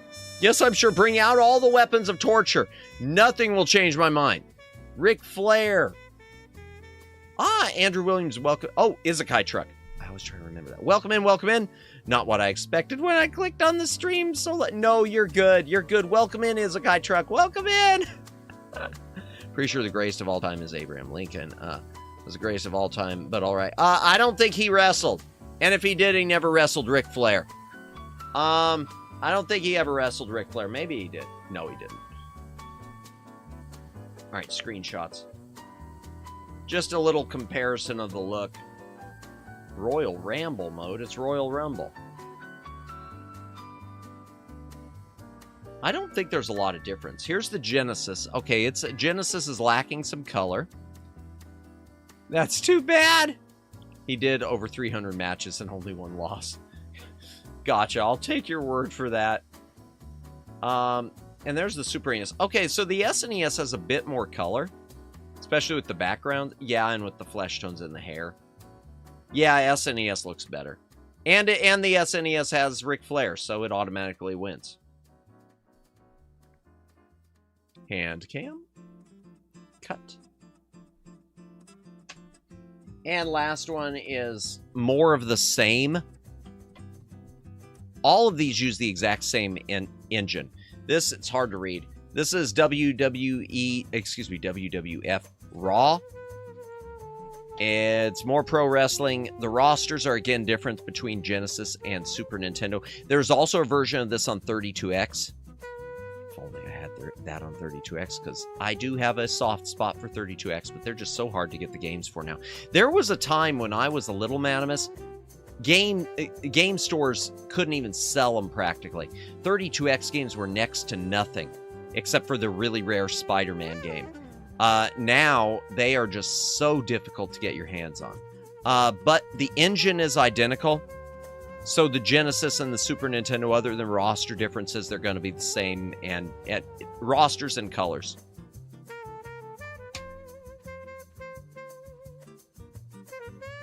Okay, this is an interesting one. I haven't really played this. I want to play this on stream someday. This is Zool, Ninja of the Nth Dimension. This was from Gremlin Interactive. It says Game Tech. They published it here, but it was Gremlin Interactive, released by, I think, Core. You know, Core, the company that used to do Tomb Raider. Zool is a platformer that was made for Amiga. There was a port on MS-DOS, and then there were ports for Genesis and Super Nintendo. And there's an upgraded anniversary, something like re-envisioned or whatever version on Steam right now. The Super Nintendo version, from what I understand, is a direct port of the PC and Amiga versions as far as the level design. The level design is identical. The Genesis version has different level designs and different level order, and I guess the levels are a little more friendly, because some of the levels on this, I guess, some of the Amiga levels were a bit unfair. I do want to pull up a comparison on the graphics of it. And I know the PC version and the Amiga were sponsored by the candy brand from Europe, Chupa Chups or Chupa Chups. I don't know what the name of it is. Maybe we'll see it in the screen shots. I want to say that's removed from the SNES. It might still be in the SNES and Genesis. I know it's not in the new re-envisioned version or whatever it is. Ah, Sammy, welcome in. Welcome in. Yes, I've heard that allegedly Ninja Bread Man was going to be the third Zool game. Yeah, that was on Wii, wasn't it? Was it on Wii? Yeah, apparently the Ninja Bread Man started as a Zool sequel and something happened. Calamity ensued. But there is a sequel to Zool. It was only released on Amigas, PC, and Atari Jaguar. I do have the PC version. It kind of stinks because you have to choose between music or sound effects. It won't let you do both. And I could never get anywhere in the first level when I played as a little Madamus. But greetings, Sammy. Good to see you. Hope you are having a good night. Let me go ahead and go to the gaming PC chat. Cut. Let me pull up Zool. I do want to see what the difference in the looks is.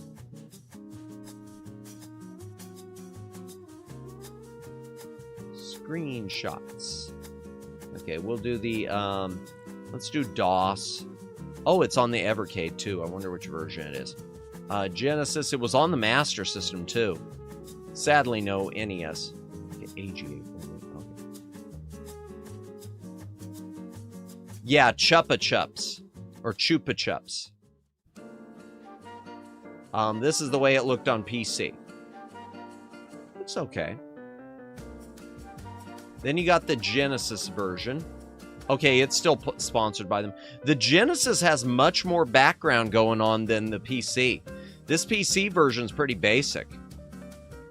Genesis has a lot going on. That's nice. And Super Nintendo, okay, Super Nintendo has a lot of things going on too. It does not have the, oh yeah, it does. Oh no, okay, the Japanese version has the Chupa Chups sponsorship, I guess. It looks like the US version does not, maybe. Okay, so Super Nintendo version in the US, it looks good. And the Genesis version looks good too. Both look good. Ah, game product placement. Yeah, well, it was a European game and a European candy company, so yeah, I'm fine with that. I like it. I like it. In fact, as a US consumer, it made me think when I first saw it, where can I get those? Because I'd like to try them. And it turns out I couldn't at the time. Now I'm sure you could order all this stuff online. That reminds me, I need to order, I ordered one a long time ago, years ago, when I first started getting into anime. When I first saw Dagashi Kashi, I ordered one of those mixed Dagashi boxes. I need to order another Dagashi box. That might even be something worth streaming. Do like a Dagashi taste test thing. I need to see what the prices on those are. They're probably getting hit with tariffs, though. That'd make it difficult. That's unfortunate. But Zool, this is, I want to say, a recent acquisition for me. I haven't really played it. Okay. Oh, I missed a few cartridges. We've got a few more I got to go grab. I'm not going to show this one other than talking about it real quick. I'm not going to show screenshots. I'm just going to tell you everything that's wrong with it. Because it's sad. It's a game I love, and this is sad. Captain America and the Avengers, released by Mindscape, and they botched it. Captain America and the Avengers is an arcade brawler. I played the original arcade machine of this one. I love this game. It was originally 4 players in arcade. Plays like Double Dragon, Final Fight, whatever. I love this game, and I love the music. The Super Nintendo changes a lot of dialogue, whatever. Removes some of the voiceover effects. That's fine. But it's practically unplayable. They accidentally gave invincibility for Avengers that is a great brawler, but not this version. Mindscape screwed up and accidentally gave invincibility frames, iframes, to the enemies instead of to your characters. So you go punch one of these robot villains and suddenly you can't just keep punching it. It's invincible. They hit you, they can keep going at you. It's a broken version of a game. It's missing some other graphic stuff too. Conversely, the Sega Genesis version has the original dialogue. And it plays fantastic. But the Genesis version is missing the graphics. No player recovery time. Yeah, but the enemies get it. The enemies get to recover and you can't. So you basically have to, you know, punch and run, punch and run, punch and run, and you can't do it. I'm sure someone can, but I can't. Genesis version doesn't have those problems. It plays perfectly. It has some of the graphic things, game-wise, that are missing from this version, too, like spacesuits. Or diving suits, I forget which. But the Genesis version is missing all of the graphics, the still images for the cutscenes. It's just got text on a black screen. Okay. And it's got all the voiceover effects in the Genesis, but they screwed up the frequency on the Genesis. They did something wrong with the encoding. So they play really slow and really low-pitched and somewhat garbled. So instead of being, you can't escape, it's like, you can't escape. It's, the Genesis is the best version to play of the 2 ports, but neither one is perfect, which is really unfortunate. Chat, I'm gonna go get another small, I've bad audio, but great music. The music on the Genesis is dynamite. The music sounds damn near perfect. And I think better than this. And the music's better than the Super Nintendo and the Genesis too. The Super Nintendo's missing, from what I remember, when you're fighting a boss, the music would change. It would start as the boss's theme, and then once you got him down to like 10% health, it would change to the hero's theme from the game. It would change to like the title screen theme music. The Super Nintendo version didn't do that. Console limitations is expected, I suppose. Yeah, but in this case with the voices, Sammy, it wasn't a console limitation. It was just bad programming, because there are Genesis games. I don't know what it is with voices. There are a lot of Genesis games where the voices are smooth as silk, and then you get others that just sound garbled and choppy. For some reason, they just didn't know how to, there was a way to program them right, and no one seemed to know how to do it except for a few people. It's a weird, I don't get it. I'll be right back, chat. Let me get my last few cartridges. Thought I had them all. I missed a couple.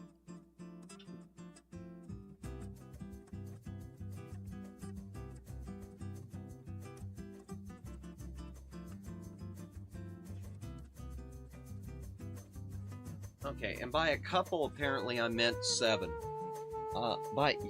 Seven. By a couple, I meant 7. 7, 2, what's the difference, right? Right, sure, whatever. Okay, and then we'll look real quick at the big box stuff and wrap things up for the night. The few big box editions. I don't have the new Atari stuff in yet, sorry, which we will be doing some Atari stuff. I'm looking forward to that, the 7800 plus. This is a new acquisition. I haven't really played it, so I can't really say anything about it. Maybe we'll do it on stream soon. This is Bugs Bunny Rabbit Rampage.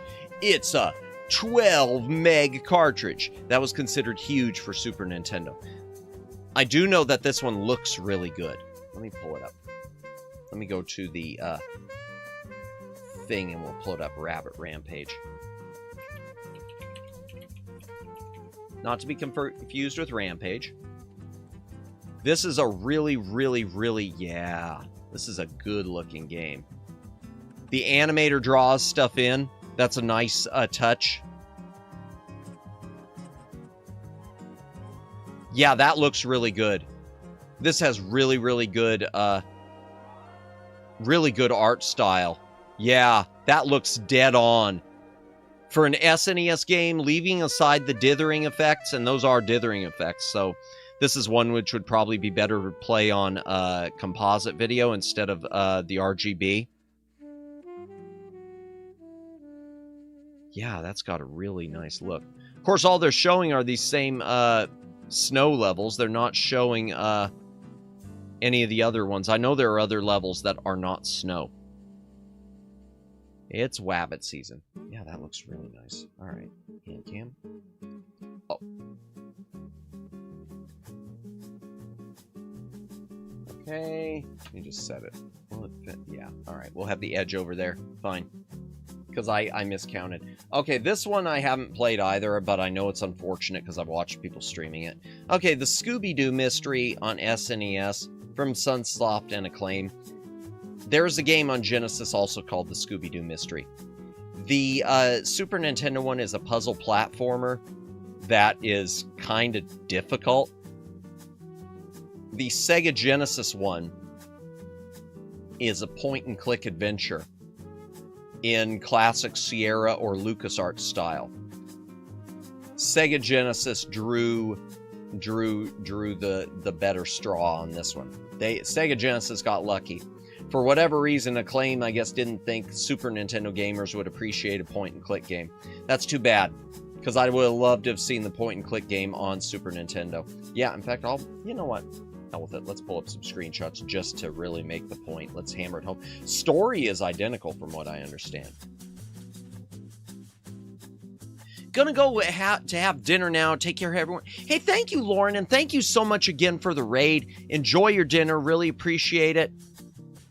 Yeah, and that thing you posted too on Twitter with your YouTube year-end results. Truly, I am humbled.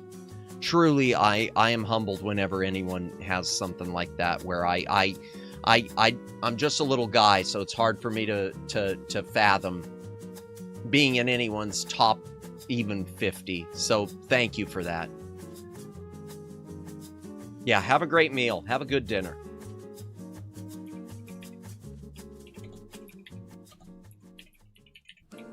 Scooby-Doo. I can't spell, apparently. Oh, wait. What happened? I pressed keys.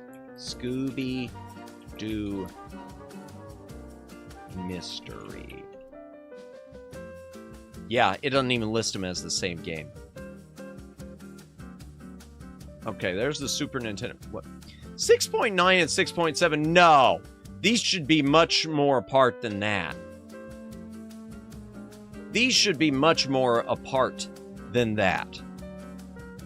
I would have been on early, but I tried Oxygen not included for the first time. How was it? I don't think I've looked that one up ever. I'll have to check it out sometime. Yeah, so this is the Super Nintendo version. It looks okay. It doesn't look bad. Hey guys, if you get frightened, come and see me and I will... And you'll what, Daphne? Did you have something in mind, Daphne? Why'd I do that? That was awful. That was awful. We'll take that out and edit. I am not sleazy. I am not sleazy, chat. I am not skeevy. I would never talk to Daphne. I knew I recognized that publisher. In 2001, they made PS2 game that aged absolutely phenomenally. Apparently, it did have a PC version before that, but I haven't tried it. I'm sorry, which one? Sunsoft or Acclaim? It's fun, but I like those kind of quirky survivor sims. Ah, okay, I'm not... Gotcha. Does the SNES have any point-and-click games? I don't think it does. I mean, even the NES had a few. I don't think the SNES did. We'll look that up in a moment. Here's the Genesis one for you. Has cool cutscenes. I'd love to see this playable on PC through ScumVM, even though ScumVM did me dirty with Woodruff and the Schnibble.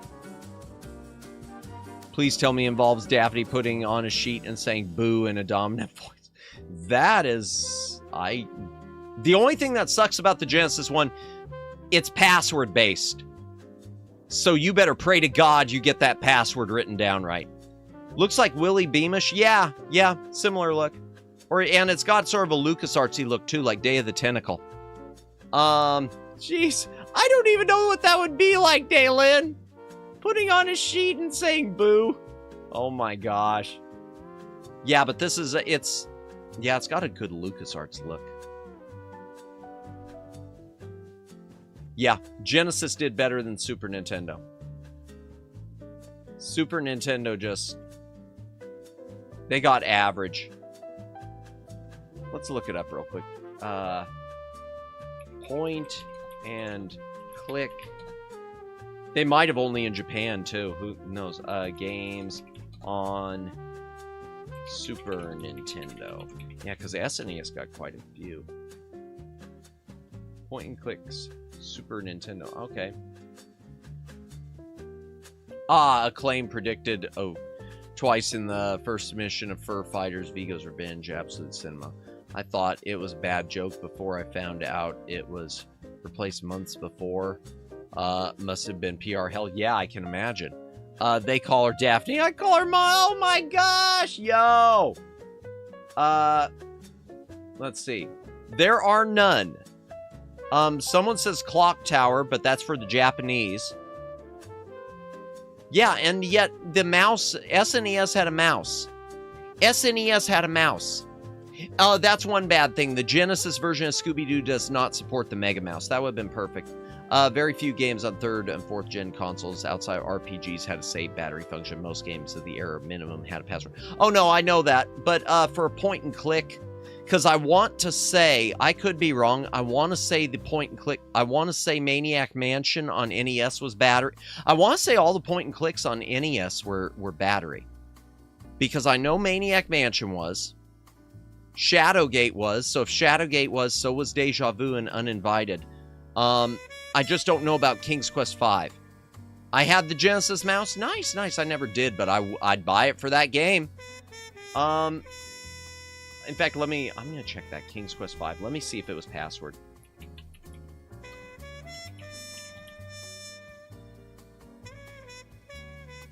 Screenshots will tell me. NES. Have you previously played it? Restore, restart. No, I guess it's not password. No. They were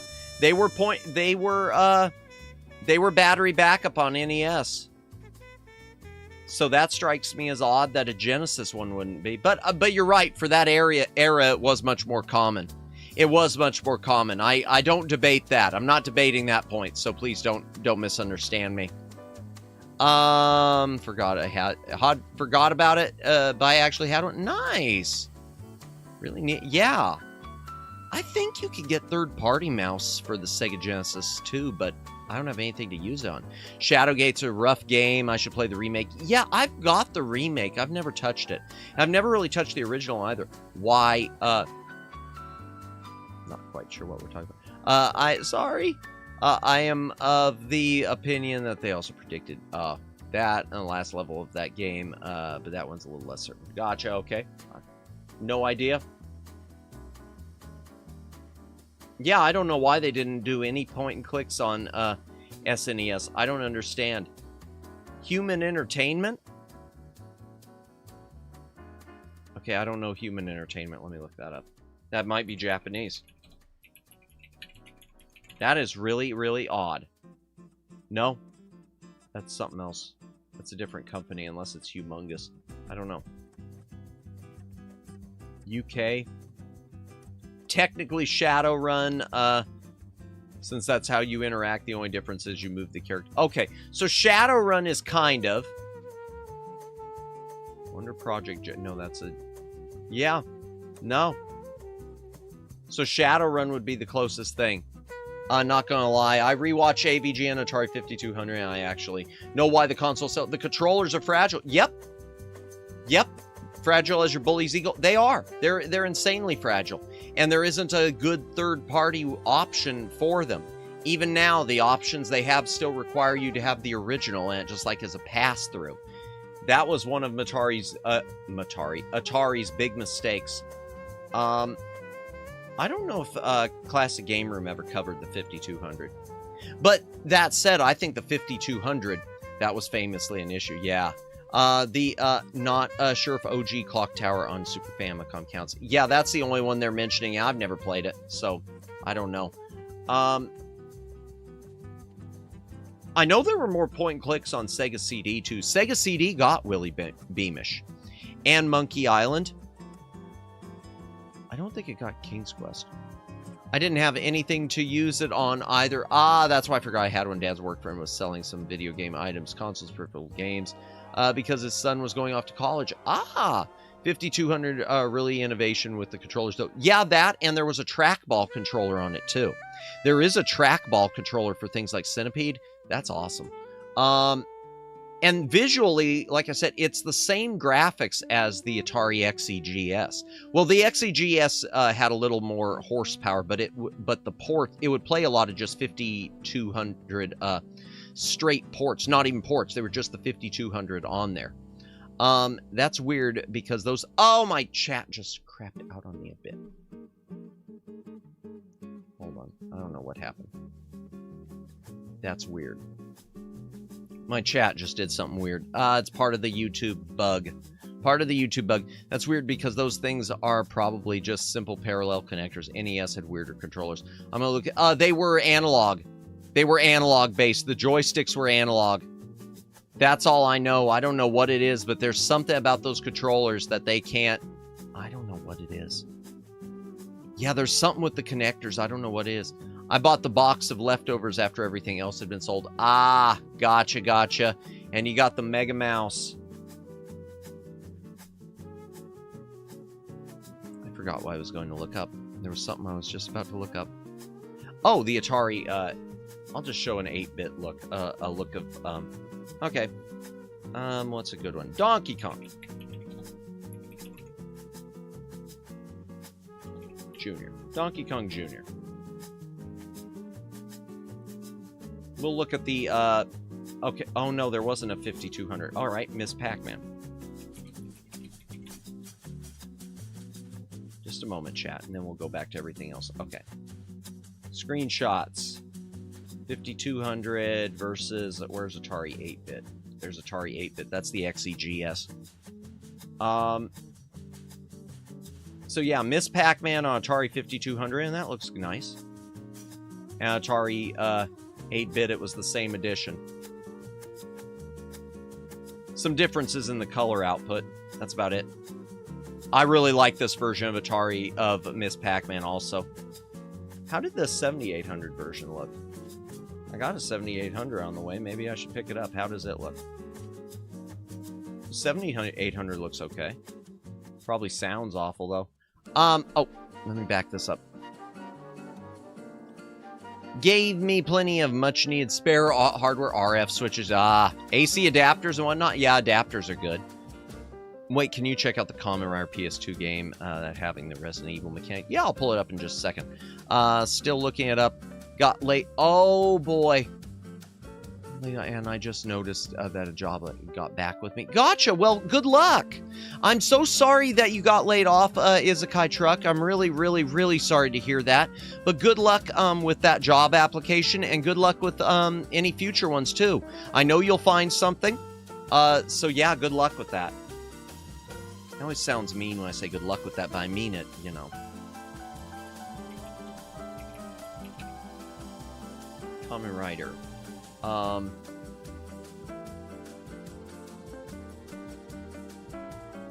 Wouldn't be the 93. There's a PlayStation 4 one. PlayStation 2. There we go. Climax Heroes. Not gonna lie, Atari 5200 as a is really heavy one. Yeah, it's huge.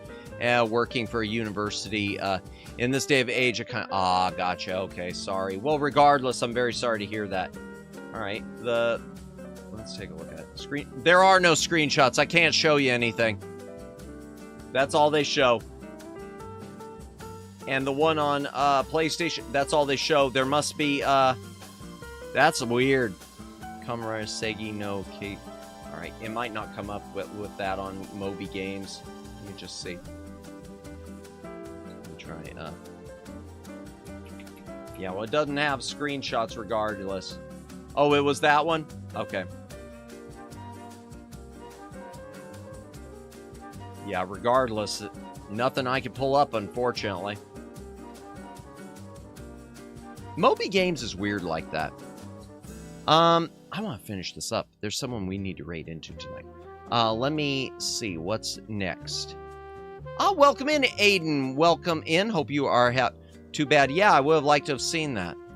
Welcome in, Aiden. Welcome in. I hope you are having a good night. We are just finishing up going through some Handcam stuff, yapping, and... yeah, just yapping. Just a yapping stream. Good. I'm glad to hear it. So the Scooby-Doo one, yeah. Next. Okay. This is out of order. No, it isn't. It's a claim. Okay, something of mine's out of order.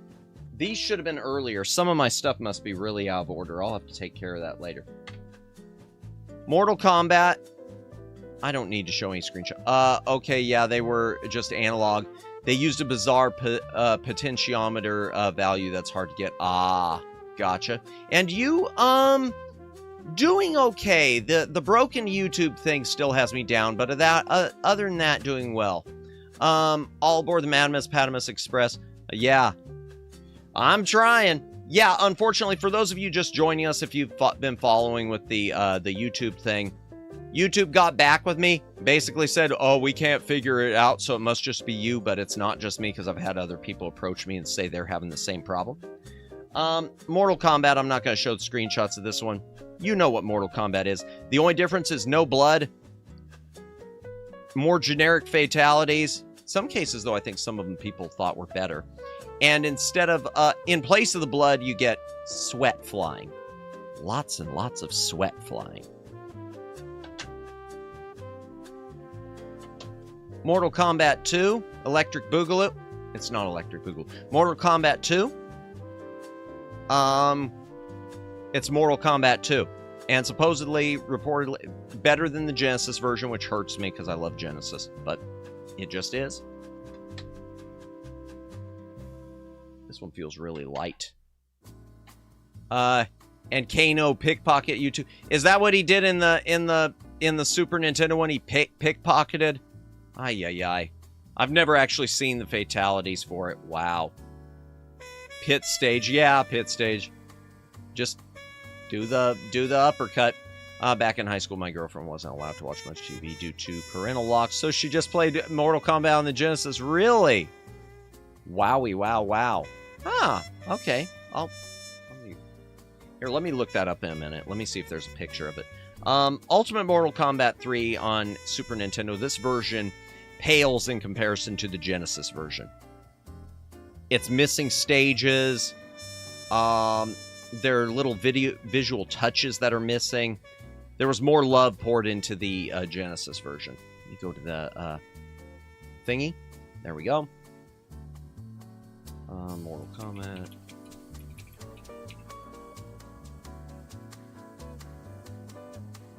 Mortal Kombat competition. Okay, there we go. Screenshots. SNES. Cage wins. Let me see if there's anything here.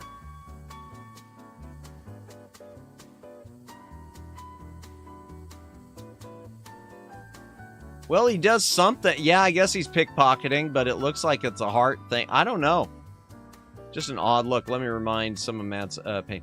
Mega Man on DOS. And that one level you got pulled by some force. Yeah. Mega Man on DOS was a thing. Yeah, but none of that compares to this YouTube stuff. Yeah, no blood. Yeah, I know that. Okay. Let me go back. Cut.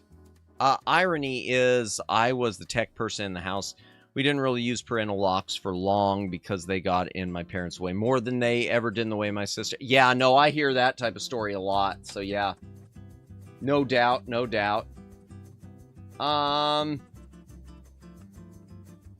a second. Did we cover these last time? Yeah, we did. Oh my gosh, I've been going back over some of the things we already did. I've been going back over some of the ones we did, because I remember we did both of these. Williams Arcades Hits and the Atari collection. Oh my gosh. Chat, I repeated some of these. Just check on Miyu. Yep, today's her 2-year anniversary. I'm hoping we can raid into her. I hate to be missing her anniversary special right now even. But I am, because I love each and every one of you. I'm still reading up on the 5200 controllers. Yeah, wow, yeah, these would be a mess to replicate. Yep. Let me take a break and go let me put these cartridges away and let me just grab the couple big box PC things, and then we're going to be wrapping up for the night.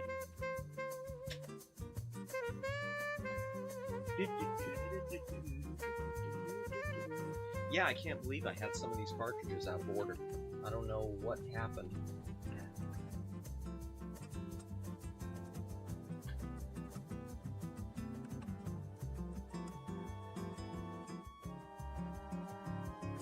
In fact, we might have talked about that Bugs Bunny last time.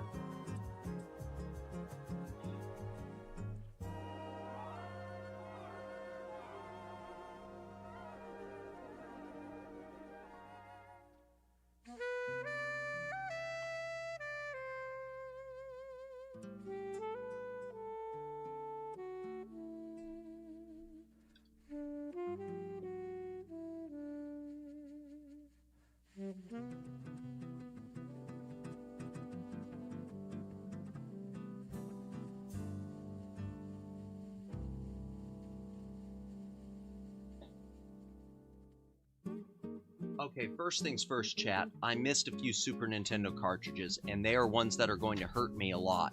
They're going to make me cry.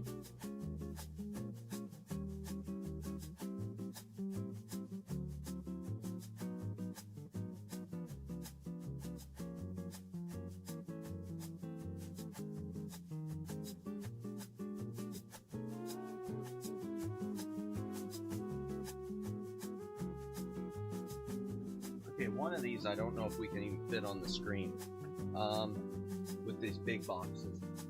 Just a moment. Try to lean it up against something. Maybe get it in here. Alright, there we go. Okay. back up, but, oh man, a lot of chat. Let's see. Sometimes my sis and cousin felt cute and activated the parental locks on the TVs, but mom and dad would have me reset them and activate them on my sister's TV. We knew she got around them anyway. The 5200 to me is like something would be innovating but failed due to the quality of the controller. Yeah, no, agreed, 100. That controller was the killer. The controller is what killed the 5200.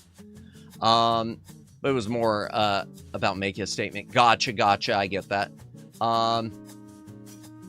We could see it's having 8-bit too, but you know, it failed. Yeah, and then but luckily they did repurpose a lot of that technology into the XEGS, but that failed too, because they were running against the Super Nintendo and they already were doing the 7800 too, and that was bombing. Yeah, Atari just made bad. Atari is a history of bad decisions. I think you mentioned you had roughly 7 more to display. We did do those 7, but I was wrong on them. They were the ones that I thought were like the Mortal Kombats that apparently we'd already done. What do you think about the Jaguar, though? I've heard it was a terrible to program for. I've never actually used one. It's got some games that I'd like to play, like its port of Wolfenstein and a Flashback. It's hard for me to judge it, though. I don't know enough. I just don't know enough. I'd love to have one. I'd love to play one, but I'm not going to go buy one. Okay. Oh boy, these are going to be some pain. These are all 3 going to be some pain. Some pain.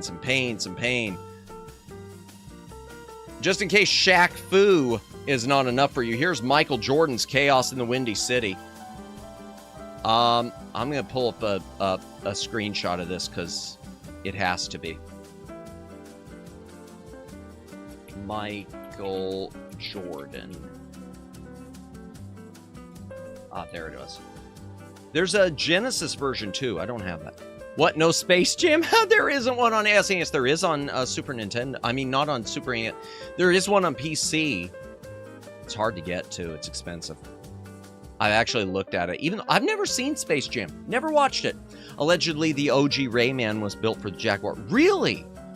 And that might have, who knows, that might have even saved the system. I don't know if it would have, but that would have, Jaguar needed some system sellers. That could have been one. Jaguar had separate processors for every function, but the toolkit didn't.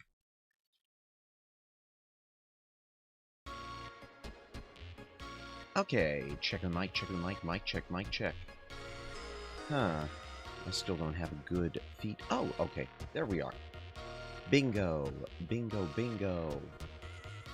Ah, good. Looks like we're back. Are we back? Let me double check. Oh, there's a share link. That's interesting. Okay. Playing that. Clicking. Oh, now I gotta wait for an ad. Oh, gotta wait for an ad. Which account am I on? Oh, okay. That one's okay. Skip. And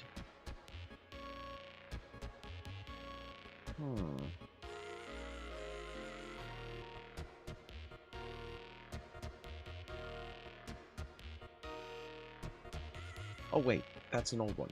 No wonder. That's my problem. Bingo. Okay. So for anyone watching right now who's been watching this as a VOD, I am officially back. Well, kind of, sort of back. I'm back to say goodbye. So let me oh my gosh, I swear I am a mess. So my ISP went down. My ISP decided to do some scheduled maintenance. And of course, it's always my favorite thing when they do scheduled maintenance that they never tell me about. So what can you do? It is after 4 a.m. my time, so I think it's time to wrap this up. We will not be doing a raid tonight. Let me just end the poll right now. Alright, so looks like the winner was Lego Building. Go Through Genesis Library came in second, and Gift Set and Game Unboxing Stream came in last. My throat is a wreck too. Wowie, wow. So, anything left to see here? No, nothing left to see here. Okay, so let me just end this by saying thank you to everyone who watched tonight, and especially to those of, well, not especially, to everyone, but to those of you who stuck around also. You didn't have to do that. I really, really, really appreciate it, though. It does mean the world to me. Your support always means the world to me. Let me look at the participants. I didn't even realize that. Oh, apparently I'm the only participant left, so never mind, I can't check that. So thank you everyone who watched tonight. Thank you Ruka Erica for stopping by. Thank you Omegs. Thank you Luciano. Thank you The Shy Siren. Thank you Jennifer. Thank you Daylin. Thank you Westiaz. Thank you. I'm going through as many of these as I can pull up. Thank you Mahese. I know you were there. I guess that's as far as that'll go. Can I go further up with this one? Let's see. I want to thank everyone. Thank you, Fumi Kokia. Thank you, Lauren Delaval. Lauren and TB Delaval for the raid earlier. And that's as far as I can go from here. Yeah. Funny how that works. Hopefully, this other glitch with YouTube will get fixed soon so that I won't have to stream this backdoor method. Those of you who have been watching know I've been streaming a backdoor method. Why am I rambling now? No one else is watching. No one's watching right now. I'm the only one watching, unless you're watching the VOD. Again, if you're watching the VOD, thank you for watching the VOD. Yeah, anyone who was lurking tonight, thank you for lurking. VOD watchers, please leave a comment on the VOD. It does help with the algorithm. I'm going to go to bed now. I will say either next week or end of this week, I don't know when, we will finish going through the Super Nintendo games. There are only 3 left, so we almost finished it. We almost made it before the ISP crash. Where's the buy screen? There it is. You don't have to go home, but ... you can't stay here. Good night, everyone.